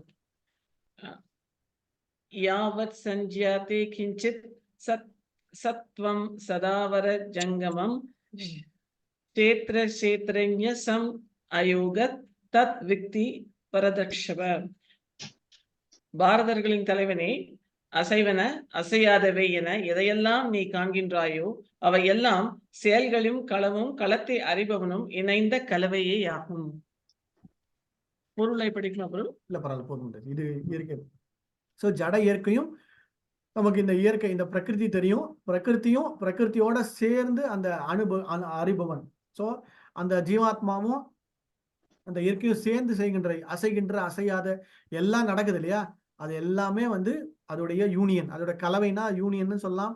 சம்யோகாத்னா சேர்ந்து நடக்கிறது. ஓகே, ஸோ நான் இயற்கைக்கு அப்பாற்பட்டவன் அப்படிங்கிறது சொல்றது மறத்தணும். நான் இயற்கையோட சார்ந்துதான் இருக்கேன். இயற்கை அவருடைய சட்ட திட்டங்களுக்கு நான் வந்து என்ன சொல்றது, அதுக்குள்ளதான் இருக்கேன். அதுல இருந்து நான் வெளியே வர முடியாது. ஸோ அதனால்தான் வந்து அந்த ஜீவாத்மா இல்லைன்னா அந்த உயிர் வாழி கூடவே இருக்கின்ற பிரகிருத்தியோட நல்லா ஃபுல்லாவே என்கேஜா இருக்கும். அதனால்தான் பகவத்கீதையோட 5 அம்சங்கள் எப்பவுமே ஒன்னா சேர்ந்து பார்க்க வேண்டியது. தனித்தனமா பார்க்கவே முடியாது. பிரகிருத்தியா இருந்தாலும் சரி, ஜீவாத்மா இருந்தாலும் சரி, கர்மா இருந்தாலும் சரி, காலமா இருந்தாலும் சரி, ஈஸ்வரா. அம்பிதா மாதாஜி இப்ப கேக்குதா? இல்ல, இப்ப கிளியரா கேக்குது பிரபு. ஓகே, நமக்கு கேக்குது, பாவம் அவங்களுக்கு கேட்கல. சரி, இப்ப ஜட இயற்கையில் உயர்ந்த இயற்கையை குறைபடுது. இவ்வாறாக எல்லா செயல்களும் தோற்றங்களும் உண்டாகின்றன. ஸோ ஜட சிருஷ்டி எல்லாமே வந்து இந்த யூனியன் அப்படிங்கிற வார்த்தைக்கு என்ன அர்த்தம் இங்கிலீஷ்ல, சமஸ்கிருதத்துல சம்யோகாத். ஓகே, யோகம்னாலே ஆக்சுவலா யோகா அப்படின்னா அவங்க நிறைய பகவத்கீதையில நிறைய இடங்கள்ல யோகான்னு படிச்சிருப்போம். யோகானா என்னது? பயிற்சி, பிராக்டிஸ். இல்லைன்னா யூனியன் அப்படின்னா அந்த ஜீவாத்மாவும் பகவானோட அந்த நிலைக்கு வரும் பகவானுக்கு நமக்கும் உள்ள தொடர்பு. சோ எது வேணா எடுத்துக்கலாம். சோ அதான் சம்யோகாத் அப்படிங்கிற வார்த்தை பயன்படுத்துறாங்க. ஓகே, க்ஷேத்ரஜ்ஞ ஜங்கமம், ஸ்தாவர ஜங்கமம். ஓகே, ஸ்தாவரம்னா தமிழ் உங்களுக்கு தெரியும் இல்லையா? சத்வம் ஸ்தாவர ஜங்கமம் க்ஷேத்ரஜ்ஞ சம்யோகா தத் வித்தி புருஷ பரத புருஷப அப்படிங்கிற. யாவத் சஞ்சாயத்தே கிஞ்சித் சத்வம் ஸ்தாவர ஜங்கமம் க்ஷேத்ரஜ்ஞ சம்யோகா அப்படிங்கிற வார்த்தை.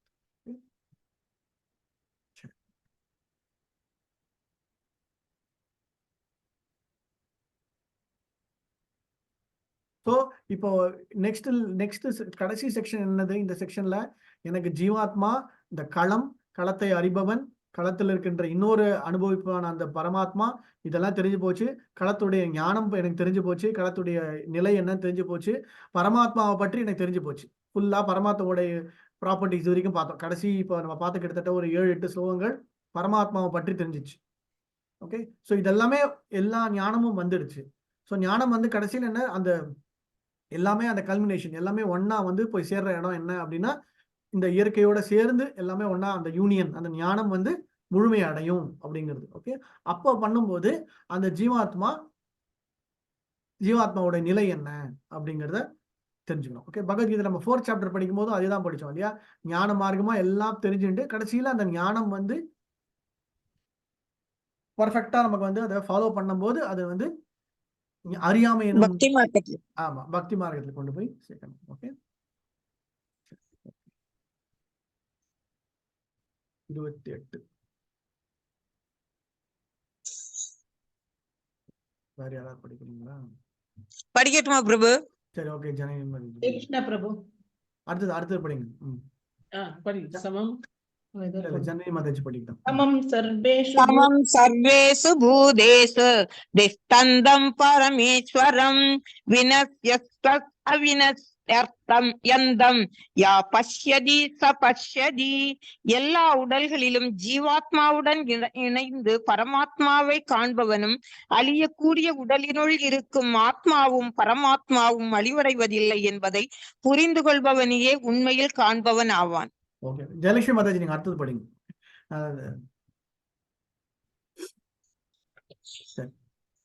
எல்லா உயிர் வாழ உடல்களிலும் ஜீவாத்மாவுடன் இறைந்து சமம் சர்வேஷு பூதேஷு திஷ்டம் பரமேஸ்வரம் பஷ்யதி ச பஷ்யதி. நல்ல ஸ்லோகம் இது. ஓகே, ய பஷ்யதி ச பஷ்யதி அப்படின்னா என்ன அர்த்தம்? எல்லா உடல்களும் ஜீவாத்மாவும் பரமாத்மாவை காண்பவனும், அழியக்கூடிய உடலில் இருக்கும் ஆத்மாவும் பரமாத்மாவும் அழிவதில்லை என்பதை புரிந்து கொள்வனே உண்மையில் காண்பவன். ஸோ உண்மையில் காண்பவன்னா என்ன அர்த்தம்? பஷ்யதி ச பஷ்யதி. நானும் வந்து ஒரு ஜீவாத்மாவை வந்து பாக்குறேன் அப்படின்னா, ஒரு உடலோடு சேர்ந்து பார்க்கும்போது இது எந்த ஸ்லோகம் கிட்டத்தட்ட எந்த ஸ்லோகத்தோட வரும்னு சொல்லுங்க பார்ப்போம். ஏதாவது ஒரு ஐடியா இருக்கா? இந்த ஸ்லோகம் வந்து பஷ்யதி ச பஷ்யதி. உங்களுக்கு ஒரு க்ளூ தரேன். சமம் சர்வேஷு பூதேஷு. அதுல சமம் சர்வேஷு பூதம், அதான் இந்த ஸ்லோகம் தான். இது வந்து எந்த சாப்டர்ல வர ஸ்லோகத்தோட கிட்டத்தட்ட ஒரே மாதிரி. சமம் சர்வேஷு பூதேஷு தான் கரெக்ட். அதான் க்ளூ. நீங்க யோகேஷ் வந்து க்ளூ கொடுத்துறீங்க. சமம் சர்வேஷு பூதேஷு. அகம் சர்வஸ்ய பிரபவோ மத்தஸ்ய. அகம் சர்வஸ்ய பிரபவோ, நான் தான் எல்லாத்துக்கும் உள்ள இருக்கேன்னு அர்த்தம். Okay okay.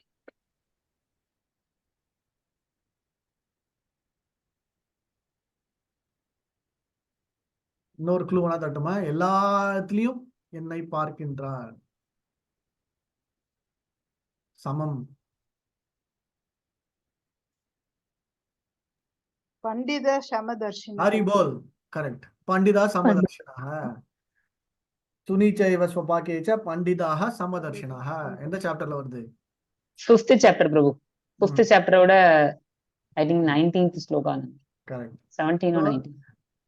என்னது? பசு, யானை, யானை பாகன், நாய், நாயை உண்பவன், எல்லா ஜீவராசிகளிலும் இருக்கிற அந்த ஜீவாத்மாவை, உள்ள இருக்கிற பரமாத்மாவை சமமாக பார்க்கின்றவன் பண்டிதன் அப்படிங்கிறார். அததான் இங்கேயும் வந்து மறுபடியும் வேற ஒரு விதமா சொல்றாரு. என்னது? எல்லா ஜீவாத்மாக்களையும் ஒன்னா பாக்குறது. சமம் சர்வேஷு பூதேஷு. அடுத்தது என்ன? திஷ்டம் பரமேஸ்வரம், கூட இருக்கிற பரமாத்மாவையும் பாக்குறது. அந்த மாதிரி பார்த்தானா பஷ்யதி ச பஷ்யதி, ய பஷ்யதி ச பஷ்யதி. ஸோ நார்மலா பாக்குறதுக்கும் இந்த மாதிரி ஒரு பார்வையோட பாக்குறதுக்கும் ஒரு பெரிய வித்தியாசம் அப்படிங்கிறது. ஓகே, அந்த ஸ்லோகத்துல என்னது? எல்லாவற்றையும் ஒரே சமநிலையில பாக்குறது, எல்லா ஜீவராசியுமே ஒண்ணுதான் அப்படிங்கிறது. இந்த ஸ்லோகத்துல என்ன அர்த்தம்? எல்லா ஜீவராசியும் கூட பரமாத்மாவும் இருக்கார். சமம் சர்வேஷு பூதேஷு திஷ்டம் பரமேஸ்வரம். ஓகே, அந்த வேர்டு தான் முக்கியம். ஓகே, திஷ்டந்தம் பரமேஸ்வரம். பூதேஷுனா உங்களுக்கு தெரியும், சமம் சர்வேஷுனா உங்களுக்கு தெரியும், திஷ்டந்தம் பரமேஸ்வரம். அதுல என்ன அடுத்த லைன் என்னது? வினஷ்யத்து அவினஷ்யந்தம். ஸோ எது அழியக்கூடியது எது அழியாததுன்னு தெரியும். எது அழியக்கூடியது? உடல் அழியக்கூடியது, ஜீவாத்மா அழியாது. கூடவா வந்து பரமாத்மாவும் அழிய போறது இல்ல. ஸோ ஜீவாத்மாவும் அழிய மாட்டார், பரமாத்மாவும் அழியாது, உடல் மட்டும்தான் அழியும் அப்படிங்கிற அந்த ஞானம், அந்த அறிவு வரும்போது பஷ்யதி. ஸோ பஷ்யத்தினா ஒரு விதத்துல பாக்குறது என்னன்னா கண்ணால் காண்பது அப்படிங்கிறது. கண்ணால் காண்பது வந்து எப்படின்னா, சில சமயங்கள்ல நம்ம வந்து ஒரு விஷயத்த நேர்முகமா பாக்குறது ஒண்ணு, ஞானத்தோட பாக்குறது ஒண்ணு அப்படின்னு அர்த்தம் இல்லையா? அதுதான். சரி, இப்போ நம்ம பிராக்டிகலா நம்ம பார்த்திருப்போம் இல்லையா? சில விஷயங்கள் நம்ம வந்து பார்ப்போம். நம்ம பார்க்கும்போதே ஞான மார்க்கத்தோட, அதாவது உங்களோட புத்திய பயன்படுத்தி பார்க்கும்போது, அது சரியா தவறா, அது கரெக்டா இல்லையா அப்படிங்கிற அந்த நிலை நமக்கு வரும். ஓகே. ஸோ அதே தான் இங்கேயும் வந்து சொல்றாரு. ஸோ பஷ்யதி சபஷ்யதி. அதனால தான் வந்து எந்த ஒரு விஷயமா இருந்தாலும் சரி, எந்த ஒரு நிலையும் சரி, ஞான நிலையோட அந்த புத்தியை பயன்படுத்தி நம்ம வந்து அதை பார்க்க வேண்டும். எல்லார் மாதிரியும் நம்ம ஒரு விஷயத்த பார்த்து நம்ம பண்ணிட்டோம் அப்படின்னா, அதுல வந்து அந்த முழுமையான இது கிடைக்காது அப்படின்னு. ஸோ அதனால்தான் பக்தர்கள், அதனால்தான் வந்து அந்த ஞானம் கிடைக்க பெற பெற எந்த ஒரு விஷயத்தையும் உடனே நம்ம வந்து முடிவுக்கு வந்துடக்கூடாது. கொஞ்சம் டிசிஷன் யோசிக்கணும். இது என்ன காரணம், என்ன அப்படிங்கிற மாதிரி யோசிச்சு புத்தியை பயன்படுத்தி உள்ள இருக்கிற பரமாத்மாவை வந்து தியானம் பண்ணோம் அப்படின்னா அதோடைய அவுட்புட், அதோடைய டிசிஷன் கொஞ்சம் கரெக்டா இருக்கும். புரியுதா? அதான் பஷ்யதி சபஷ்யதி, உண்மையில் காண்பவன் அப்படிங்கிற பார்த்து சொல்றாரு. அழகான ஸ்லோகம். அதுக்கு என்ன பிரபோத, நல்ல சங்கத்தின் மூலமாக, அதுக்கு வழி என்னது? நல்ல சங்கம் இருக்கணும். நல்ல சங்கத்தின் மூலமாக உடல், உடலின் உரிமையாளன், ஜீவாத்மா, ஜீவாத்மாவின் நண்பன் ஆகிய மூன்றையும் முறையாக காணக்கூடியவன். சோ அதுக்கான வழி என்னன்னா நல்ல சங்கம். நல்ல சங்கம்னா அசோசியேஷன், பக்தர்கள் சங்கம், சத் சங்கம், பாகவத சங்கம், பகவத்கீதா சங்கம், சாண்டிங் சங்கம், என்ன வேணா வச்சுக்கலாம். ஆனா அது எல்லாமே சேர்ந்ததுதான் உண்மையான ஞானத்தில் உள்ளான். நைஸ் ஸ்லோகம். ஓகே, 21 வேற யாராவது படிங்க. ஜெயலட்சுமி மாதாஜி படிங்க. சமம் பஷ்யன் ஹி சர்வத்ர சமவஸ்திதம் ஈஸ்வரம் ந ஹி நஸ்யாத்மனாதாம் நாத்மானாம் ததோ யாதி பராம் கதிம். பரமாத்மா எல்லா இடங்களிலும் எல்லா உயிர்வாழிலும் சமமாக விற்றுவதை காண்பவன் தனது மனத்தால் தன்னை இழிவுபடுத்திக் கொள்வதில்லை. இவ்வாறு அவன் தெய்வீக இலக்கை அணுகுகிறான். அதேதான், சமம் பஷ்யன் ஹி சர்வத்ர சமதிஷி. ஸோ எப்போ வந்து அவன் தன்னுடைய நிலையும் மற்றவங்க நிலையும் ஒன்னா பார்க்கும்போது தன்னுடைய நிலை. ஸோ அப்படின்னா உள்ள இருக்கிற பரமாத்மா இருக்கும்போது, அதனால்தான் இந்த ஜீவாத்மா உடல்ல இருக்கும்போது பரமாத்மாவை நினைக்கும் போது இந்த உடலும் கிட்டத்தட்ட ஒரு கோயில் அப்படின்னும் இல்லையா? This body is a temple அப்படின்னும். ஏன்? பரமாத்மா இருக்காரு. அதனால நம்ம அதை ஜாக்கிரதையா மெயின்டைன் பண்ணணும், ஜாக்கிரதையா பார்த்துக்கணும், ஜாக்கிரதையா நடந்துக்கணும் அப்படிங்கிறது காரணமும் அது. ஓகே, அப்படி இருக்கும்போது இவ்வாறாக அவன் தெய்வீக இலக்கை அடைகின்றான். புவனசுந்தரி மாதாஜி படிக்கிறீங்களா? சரி, ஓகே. பொதுவாக மனம் புலன்களை திருப்தி செய்யும் முறைகளில் மயங்கி உள்ளது. ஆனால் அதே மனம் பரமாத்மாவை நோக்கி திரும்பும் போது ஆன்மீகத்தை புரிந்து கொள்வதில் முன்னேறி வருகின்றான். ஸோ பொதுவா எனவே படிப்படியாக ஆன்மீக உள்ளதுக்கு அவன் முறையில் முன்னேற்றம் அடைகின்றான். பொதுவாக மனம் புலன்களை திருப்தி செய்யும். ஸோ பொதுவா நம்ம பார்த்துருக்கோம் இது இல்லையா? ஆனா அந்த மனம் எப்ப வந்து பகவானை நோக்கி பரமாத்மாவை நோக்கி திரும்பும் போது அது ஆன்மீக நிலைக்கு அது முன்னேறும். ஓகே, புவனசுந்தரி படிச்சுட்டு அப்புறம் உங்க கீதா மாதாஜி படிங்க. ஓகே, ஹரே கிருஷ்ணா. ஸ்லோகம் 30. பிரக்ருதையைவ சகர்மாணி யமானானி சர்வஷஹ ய பஷ்யதி ததாத்மானம் நகர்த்தாரம் ஷ பஷ்யதி. மொழிபெயர்ப்பு பிரபுபாதருக்கு ஜெய். எவன் ஒருவன் ஜட இயற்கையினால் படைக்கப்பட்ட உடலே எல்லா செயல்களையும் செய்கின்றது என்பதையும் ஆத்மா எதையும் செய்வதில்லை என்பதையும் காண்கின்றானோ அவனே உண்மையில் காண்கின்றான். ஹரே கிருஷ்ணா. ஓகே, எவன் ஒருவன் ஜட இயற்கையினால் படைக்கப்பட்ட உடலே எல்லா செயல்களும் செய்கின்றது. ஸோ இப்ப நம்ம வந்து நம்ம ஏதோ ஒன்று செய்யறோம்னா நம்ம என்ன நினைச்சுப்போம், ஓ இதனால நடந்தது அதனால. அப்படி கிடையாது. எப்ப வந்து அவனால வந்து அந்த விஷயங்களை வந்து அவனால முழுமையா புரிஞ்சுக்க முடியுதோ. இப்ப நான் இதுக்கு முன்னாடி பார்த்தோம், இயற்கை மற்றும் இயற்கை சார்ந்த விஷயங்கள்னால இந்த ஜீவாத்மா செய்கைகள், அந்த செயல்கள், கர்மாக்களை செய்கின்றது. ஸோ எல்லாமே கம்பைன்டு.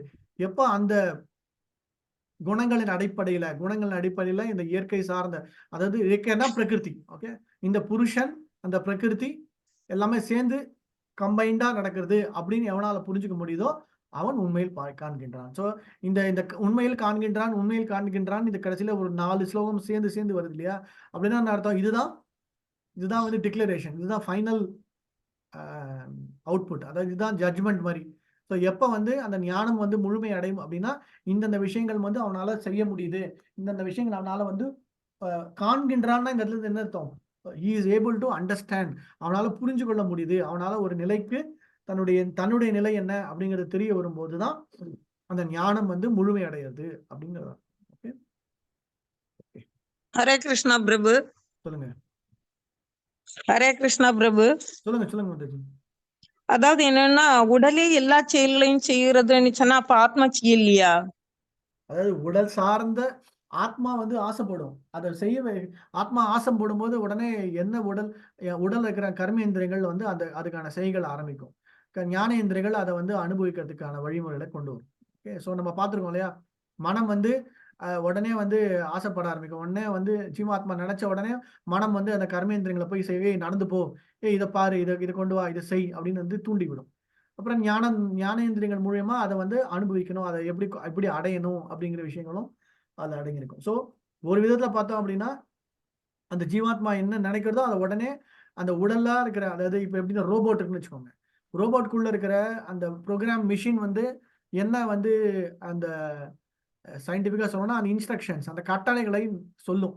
உடனே அந்த கட்டளைகளை எது நிறைவேற்றணும்னா அந்த கை கால் அந்த மற்ற உறுப்புகள்லாம் நிறைவேற்றிவிடும். அதுதான் இந்த இடத்துல சொல்லப்படுது, உடல் வந்து அதை வந்து செய்ய வைக்கும் அப்படிங்கிறது. ஹரே கிருஷ்ணா பிரபு. புரிஞ்சுங்களா? ஆமா பிரபு, புரிஞ்சு. ஹரே கிருஷ்ணா பிரபு. பிரபு, அப்ப ஜீவாத்மாவால ஆசை மட்டும்தான் பட முடியுமா பிரபு? அதுவே பெரிய விஷயம். ஆக்சுவலா ஜீவாத்மா ஆசைப்படுறதுனால தான் அதுதான் மெயினான காரணமே. ஓகே, ஆசை மட்டும்தான், ஆசைதான் மெயினே. ஓகே, ஸோ அதனால அந்த ஆசைக்கு தகுந்தாற் போல ஜீவாத்மா அந்த உடல் கிடைச்சிருக்கு.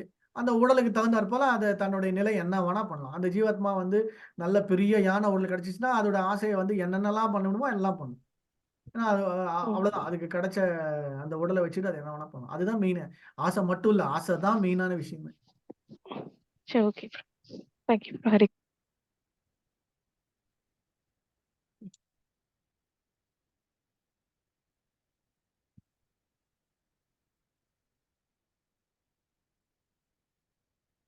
இங்க எழுதுற பாருங்க, ஒருவனின் முந்தைய விருப்பங்களுக்கு ஏற்ப தற்போதைய உடல் வழங்கப்பட்டுள்ளது.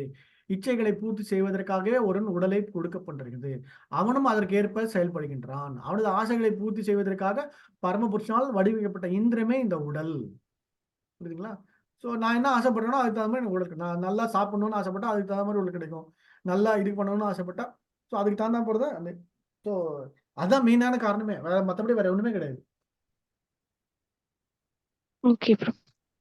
ஏன்னா நம்மளுடைய எண்ணங்கள், நம்மளுடைய திங்கிங் தான் நம்மளுடைய ஆக்ஷன்ஸ்க்கான காரணமே இல்லையா?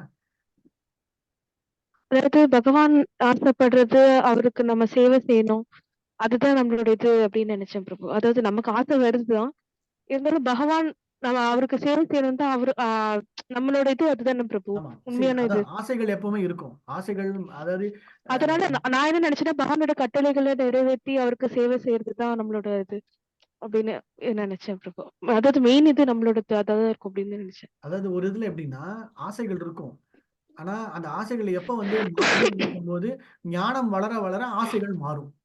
ஓகே, ஸோ அந்த ஞானம் வரும்போது ஆசைகள் மாறும்போது அந்த ஆசைகள் வந்து பகவான் இடத்துல போய் கேட்கும், நான் என்ன மாதிரி பண்ணணும் அப்படின்னா உள்ள இருக்க பரமாத்மா சொல்லுவார், நீ என்ன திருப்திப்படுத்தணும்னு ஆசைப்படுற இல்லையா, நீ இது பண்ணு, நீ எனக்காக வந்திருக்கியா, நீ இது பண்ணு அப்படிங்கிற அதுக்கப்புறமா சொல்லுவார். அது வரைக்கும் அந்த ஆசை அவர் தான் நிறைவேற்றுறாரு, ஆனா அந்த ஆசைகள் என்னவா இருக்கும், நமக்கு என்னுடைய உடலை திருப்திப்படுறதுக்கான ஆசையை தான் இருக்கும்.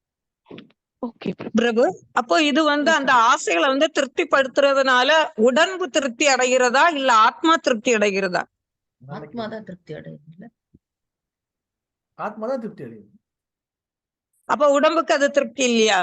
வெளிப்புறமா பார்த்தா அது எப்படி தெரிஞ்சுக்குது, உடம்புக்கு திருப்தி அடைகிற மாதிரி இருக்கும், ஆனா ஆக்சுவலா உடம்புக்கு ஒரு திருப்தியும் கிடையாது. உடம்பு வந்து அந்த பஞ்சபூதங்கள்னால இதனால ஆனது, அவ்வளவுதான். ஆத்மா தான் எல்லாத்துக்குமான மெயினான காரணமே. ஓகே பிரபு, தேங்க் யூ பிரபு. ஒருத்தர் ரொம்ப பெரிய மியூசிஷியனா இருக்காரு, ஒருத்தர் பெரிய பெயிண்டரா இருக்காரு, அதெல்லாம் அவங்க முன்னாடி ஆசைப்பட்டுருக்காங்களா பிரபு? ஆமா, அவங்களுடைய ஆசை தான், அவங்களோட ஆசை. அந்த ஆசை கூட அந்த வாசனை, அந்த அந்த அந்த அந்த திறமை, அந்த ஸ்கில், அது வந்து அவங்களுடைய வம்சத்துல அவங்களுடைய ஜீன்ல தான் கொஞ்சம் இருந்ததுன்னா அதுக்கு தகுந்தாற் போல அங்க போய் உள்ள போய் உட்காரும்.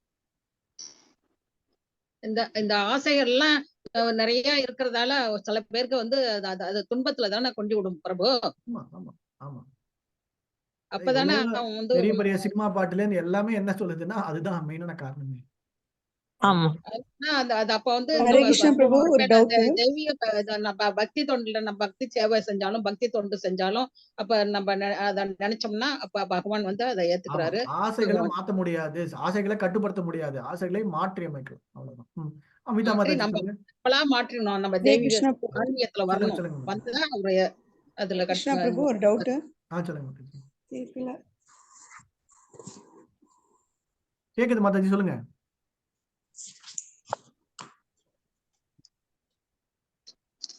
ஹரே கிருஷ்ணா. கேக்குது மாதாஜி, சொல்லுங்க. ஹரே கிருஷ்ணா. ஹரே கிருஷ்ணா பிரபு. கேக்குது மாதாஜி. கேக்குதுங்களா? கேக்குது கேக்குது.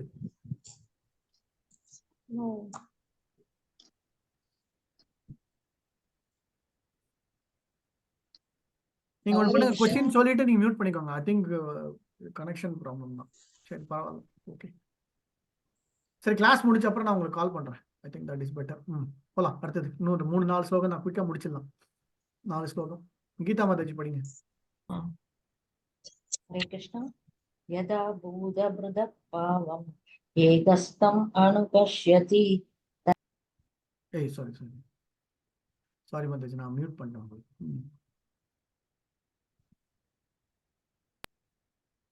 சாரி பிரபு. யதா பூதபிருத பாவம் ஏகஸ்தம் அனுபஷ்யதி தத ஏவ ச விஸ்தாரம் பிரம்ம சம்பத்யதோ ததா.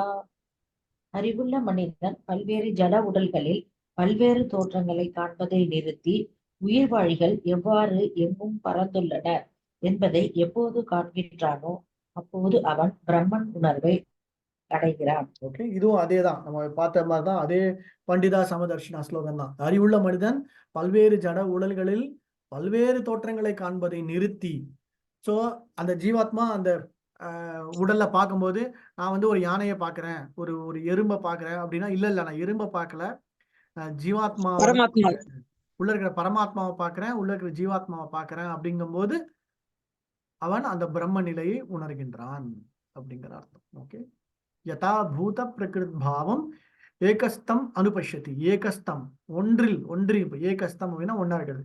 அனுபஷ்யந்தி தவ ஏவச்ச விஸ்தாரம் பிரம்மம் சம்யதே. ஸோ அந்த சமயத்துல வரும்போது அந்த பிரம்மபூத பிரசன்னாத்மா நம்ம படிச்சோம் ஏற்கனவே. பிரம்மபூத பிரசன்னாத்மானா அந்த பிரம்மபூத அந்த நிலை அவனுக்கு ரொம்ப சுலபமாக கிடைத்துவிடும்.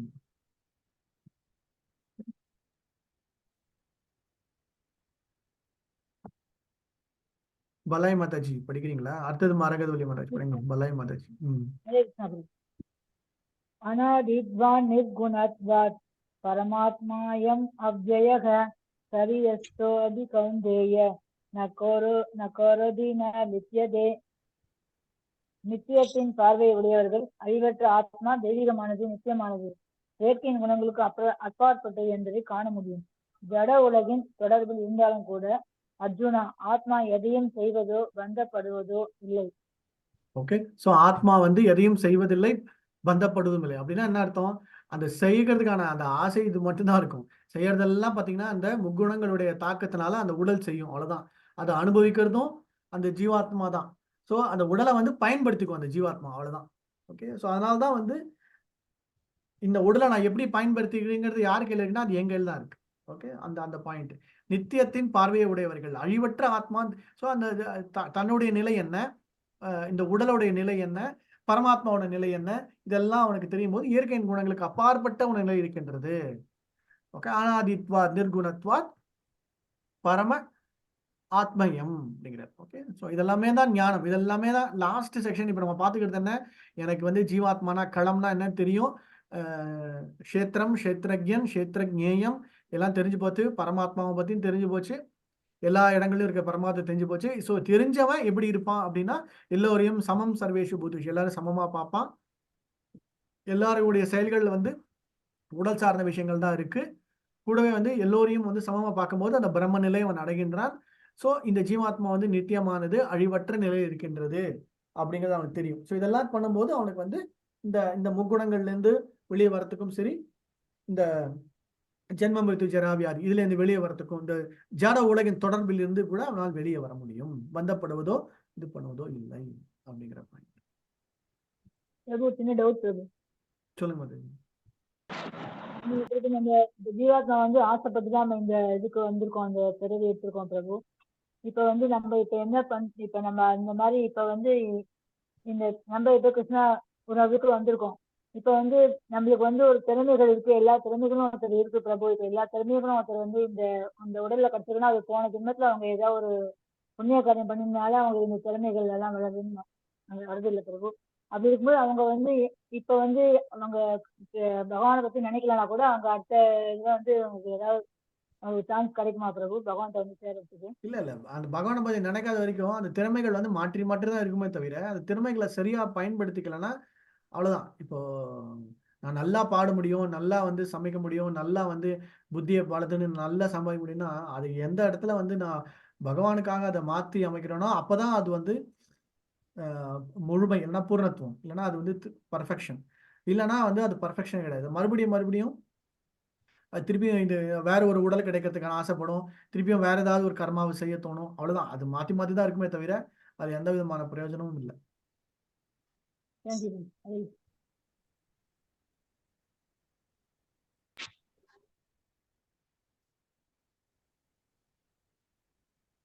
இந்த செக்ஷன்லாம் பார்த்தீங்கன்னா செகண்ட் சாப்டர்ல படிச்ச ஜீவாத்மாவோட செக்ஷன் தான். ஜீவாத்மா நித்தியமானது, அழிவற்றது, ஒரு நிலையிலேருந்து அடுத்த நிலைக்கு மாறுமே தவிர அந்த உடல் மாற்றமே அமையுமே தவிர ஜீவாத்மா நிலையானது.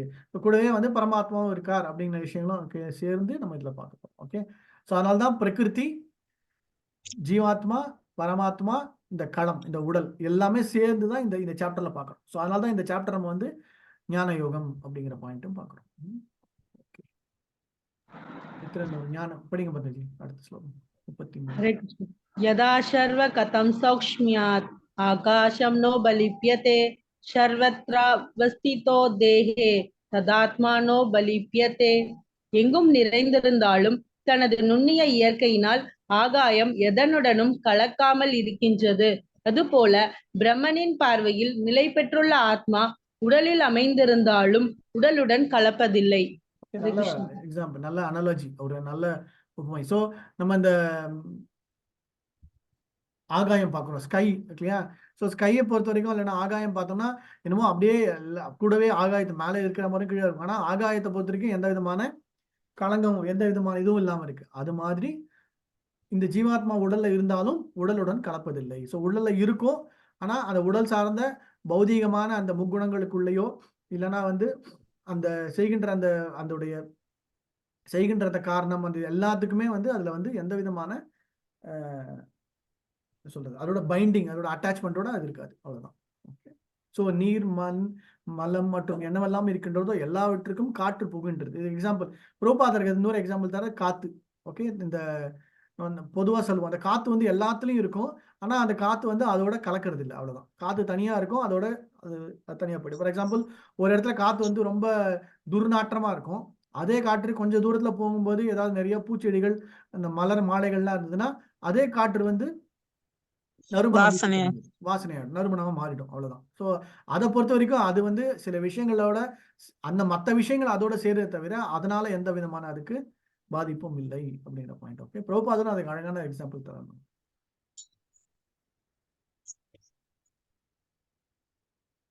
ஓகே, லாஸ்ட் 2 ஸ்லோகம் படிச்சிருவோம், முடிச்சிருவோம். ஓகே, வேற யாராவது படிக்காதவங்க யாராவது இருக்கீங்களா? நான் படிக்கிறேன். சரி, மகாதேவன் படிங்க.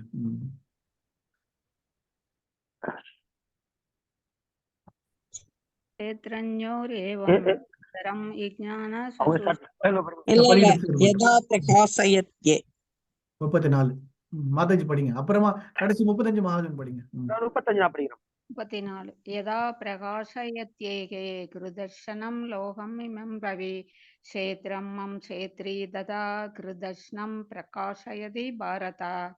பரதனின் மைந்தனே, ஒரே ஒரு சூரியன் இந்த பிரபஞ்சம் முழுவதையும் பிரகாசமாக்குவதைப் போல உடலினுள் இருக்கும் ஆத்மா தனது உணர்வினால் உடல் முழுவதையும் பிரகாசப்படுத்துகின்றான். ஓகே, கிளியரா புரியுது இல்லையா? எப்படி சூரியன் வந்த உடனே பிரபஞ்சம் முழுக்க வந்து வியாபித்திருக்கு, அதே மாதிரி ஆத்மா தன்னுடைய உணர்வினால் உடல் முழுக்க வியாபித்திருக்கு.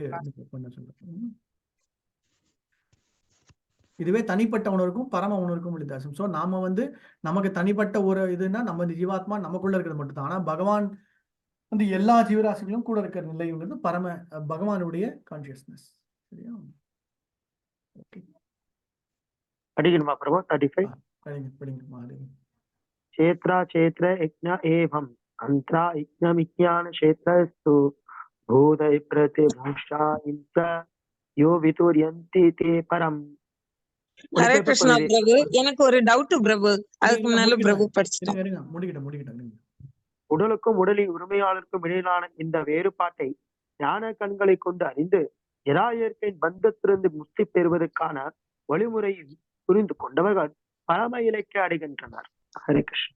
ஓகே, சோ உடலுக்கும் உடலின் உரிமையாளனுக்கும் இடையான இந்த வேறுபாட்டை ஞான கண்களாய் கொண்டு, இதேதான் 4th சாப்டர் முடிக்கும் போது ஞான சக்ஷுஷு, நீங்க ஞானத்தை வளர்த்துக்க வேண்டும், ஞானம் எனும் தீபம், ஞானம் எனும் கண்கள் வரும்போது ஜட இயற்கையின் பந்தத்திலிருந்து முக்தி பெறுவதற்கான வழிமுறை புரிந்து கொள்கின்றான். இதுதான் ஃபைனல் சம்மரி. ஸோ எப்படி இருந்தாலும் ஞானத்தை வளர்த்துக்கணும், உடல் சார்ந்த விஷயங்கள் என்னங்கிறது தெரிஞ்சுக்கணும், உடலின் உரிமையாளன் யாருன்னு தெரிஞ்சுக்கணும், களம், கஷேத்திரம், கஷேத்திரஜன், கஷேத்திரஜேயம், ஆப்ஜெக்ட் இதெல்லாம் தெரிஞ்சுக்கும் போது அவனுக்கு என்னது முக்தி பந்தம், இயற்கையின் பந்தம். ஸோ என்ன ஸ்லோகன்? மோக்ஷம் ச விதுயாந்தி தே பராம். ஸோ அந்த பரமனை அடைவதற்கான அந்த மோட்சம் நிலை கிடைக்கிறதுக்கு அவனுக்கு கிடைக்கப்பெறும் அப்படிங்கிறது. அது என்னது?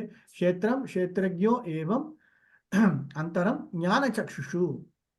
இந்த வார்த்தை சான்ஸ்கிரிட் வார்த்தை ரொம்ப முக்கியம். ஞான சக்ஷுஷு, ஞானம், ஞான கண்ணோட்டத்தில் பார்க்கணும். நான் முன்னாடி சொன்ன மாதிரி எந்த ஒரு விஷயத்தையும் அப்படியே அப்பட்டமா பார்க்காதீங்க. எந்த விஷயத்தையும் ஏதாவது நடக்குது, யாராவது வந்து உங்ககிட்ட ஒரு விஷயத்த சொல்றாங்க, ஏதோ ஒரு விஷயத்த பாக்குறீங்கன்னா கொஞ்சம் புத்தியை பயன்படுத்துங்க.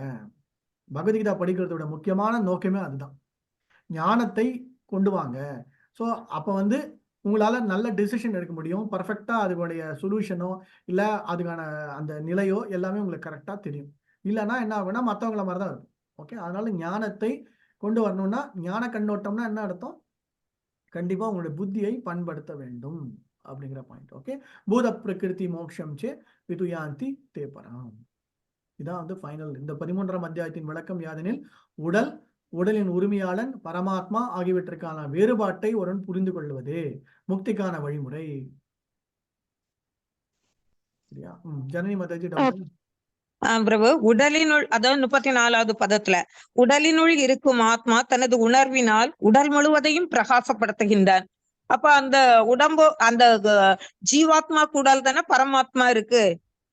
அப்ப அப்படி இருக்கும்போது அந்த ஜீவாத்மா மட்டும்தான் அந்த உணர்வை கொடுக்குதா, அந்த பரமாத்மா கொடுக்கலையா நமக்கு அந்த உணர்வை? பரமாத்மா மெயினான அந்த உடல் அமைப்பு, உடலுக்கான காரணமே ஜீவாத்மா தான். சரி, அப்படின்னா அந்த ஜீவாத்மா உடலை விட்டு போன பின் பரமாத்மா அதுல இருக்கிறது இல்ல? இல்ல கண்டிப்பா இருக்கிறது இல்ல. அவரும் சேர்ந்து கிளம்பிடுவாரு. சரி, பாவம் ஒரு வாட்டி உண்மையில பார்த்தா அவர் தான் பாவம். ஒரு வாட்டி அந்த ஜீவாத்மா பல கோடி ஜென்மாக்கள் எடுக்க பாவம் அவரும் ஒரு வாட்டியும் அந்த ஜீவாத்மாவோட உள்ள வந்து உட்காந்துக்கிறாரு. கரெக்டா? அது வரைக்கும் அந்த பரமாத்மா எங்கதான் இருப்பாரு? ஜீவாத்மாக்கு எப்ப உடல் கிடைக்குது அவர் எங்க வேணா இருப்பாரு. ஓகே, பிரபு, 84 லட்சம் உயிர்வாளிகள் இருக்கு. அவங்களுக்கு வந்து இவ்வளவு எண்ணிக்கை இருக்குமா பகவானுடைய லோகத்துல?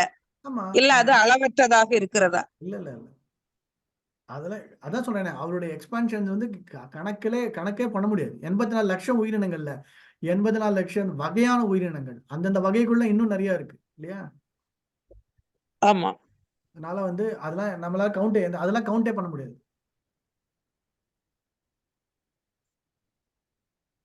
Okay, thank you bro. Hare Krishna. Hare Krishna.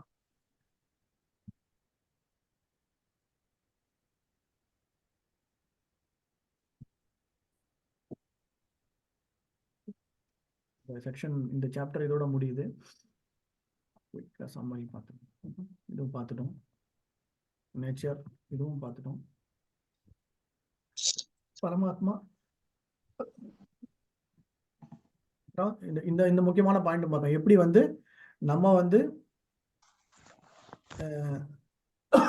மற்றவர்கள் வழியை பின்பற்றி கர்மயோகம் வழியும் இல்லாம, ஞான யோகம் வழியும் இல்லாம, தியான யோகம் வழியும் இல்லாம செவி வழியாக அப்படிங்கிற பாயிண்ட். ஓகே, செவி வழியாக அப்படின்னா ஸ்ருதி பிரமாணம். ஸ்ருதி பிரமாணம்னா செவி வழியாக கேட்டு நான் வந்து பகவானை அடைவதற்கான வழி.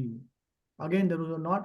ஸோ அந்த ஞானம் கிடைக்காட்டி கூட அவங்களால வந்து அதை முழுமையா வந்து அவங்களாலையும் அடைய முடியும் அப்படின்ற பாயிண்ட். ஓகே, ஸோ முழுமையா ஆக்சுவலா பகவத் இந்த சாப்டரோட சம்மரின்னா இந்த ஸ்லோகத்தில் தான் நான் சொல்லுவேன். ஓகே, இதுதான் மீன். ஸோ ஞானம் எல்லாம் வளர்த்துக்கிறதா சரி, வளர்த்துட்டு கடைசியில அதுக்கான என்ன வழிமுறைனா இதுதான் நமக்கு ஈஸியான வழிமுறை அப்படிங்கிற பாயிண்ட். ஓகே, ஸ்ருதி வெளின்னு சொன்ன ஆக்சுவலி முன்னாலெல்லாம் பிராமணர்கள் வந்து ஸ்ருதி வழியாகத்தான் பகவானை பற்றி அறிஞ்சிருக்காங்க, அவங்க பகவானுக்கு சேவை செய்திருக்காங்க. ஆனா இப்ப அப்படி இல்லையா? இப்ப வந்து நமக்கு இலக்கியங்கள் நிறைய இருக்கு, நிறைய புராணங்கள் எல்லாம் இருக்கு, படிக்கிறோம். அதனால நமக்கு வந்து இந்த வாய்ப்புகள் நமக்கு கூடுதல். அந்த சமயத்துல நமக்கு அந்த வாய்ப்பு இல்லைல்ல பிரபு? அதுதானே பிரபுபாதர் சொல்றாரு. அதனால சைத்தன்ய சுவாமி உன்னால படிக்க முடியாது, மந்த சுமந்த புத்தி மந்த பாகியம், நமக்கு பாகியம் இல்லை, நமக்கு ஒண்ணுமே இல்லை, என்ன எல்லாத்துக்கும் ஒண்ணுமே பண்ண முடியாது, அதுக்கு என்ன வழி? ஒரே வழி என்ன சொல்றாரு? என்ன வழி? ஹரே கிருஷ்ணா ஹரே ஹரே கிருஷ்ண கிருஷ்ணா. கிருஷ்ண ஹரே ஹரே ஹரே ராம ராம ராம ஹரே ஹரே. அவ்வளவுதான். ஸோ முடியாதுப்பா, உன்னால எதுவுமே பண்ண முடியாது, உனக்கு சமஸ்கிருதமும் வராது, தமிழும் வராது, நம்மளால எதுவுமே பண்ண முடியாது, அட்லீஸ்ட் சாண்டிங்காவது பண்ணிட்டு போ அப்படிங்கிற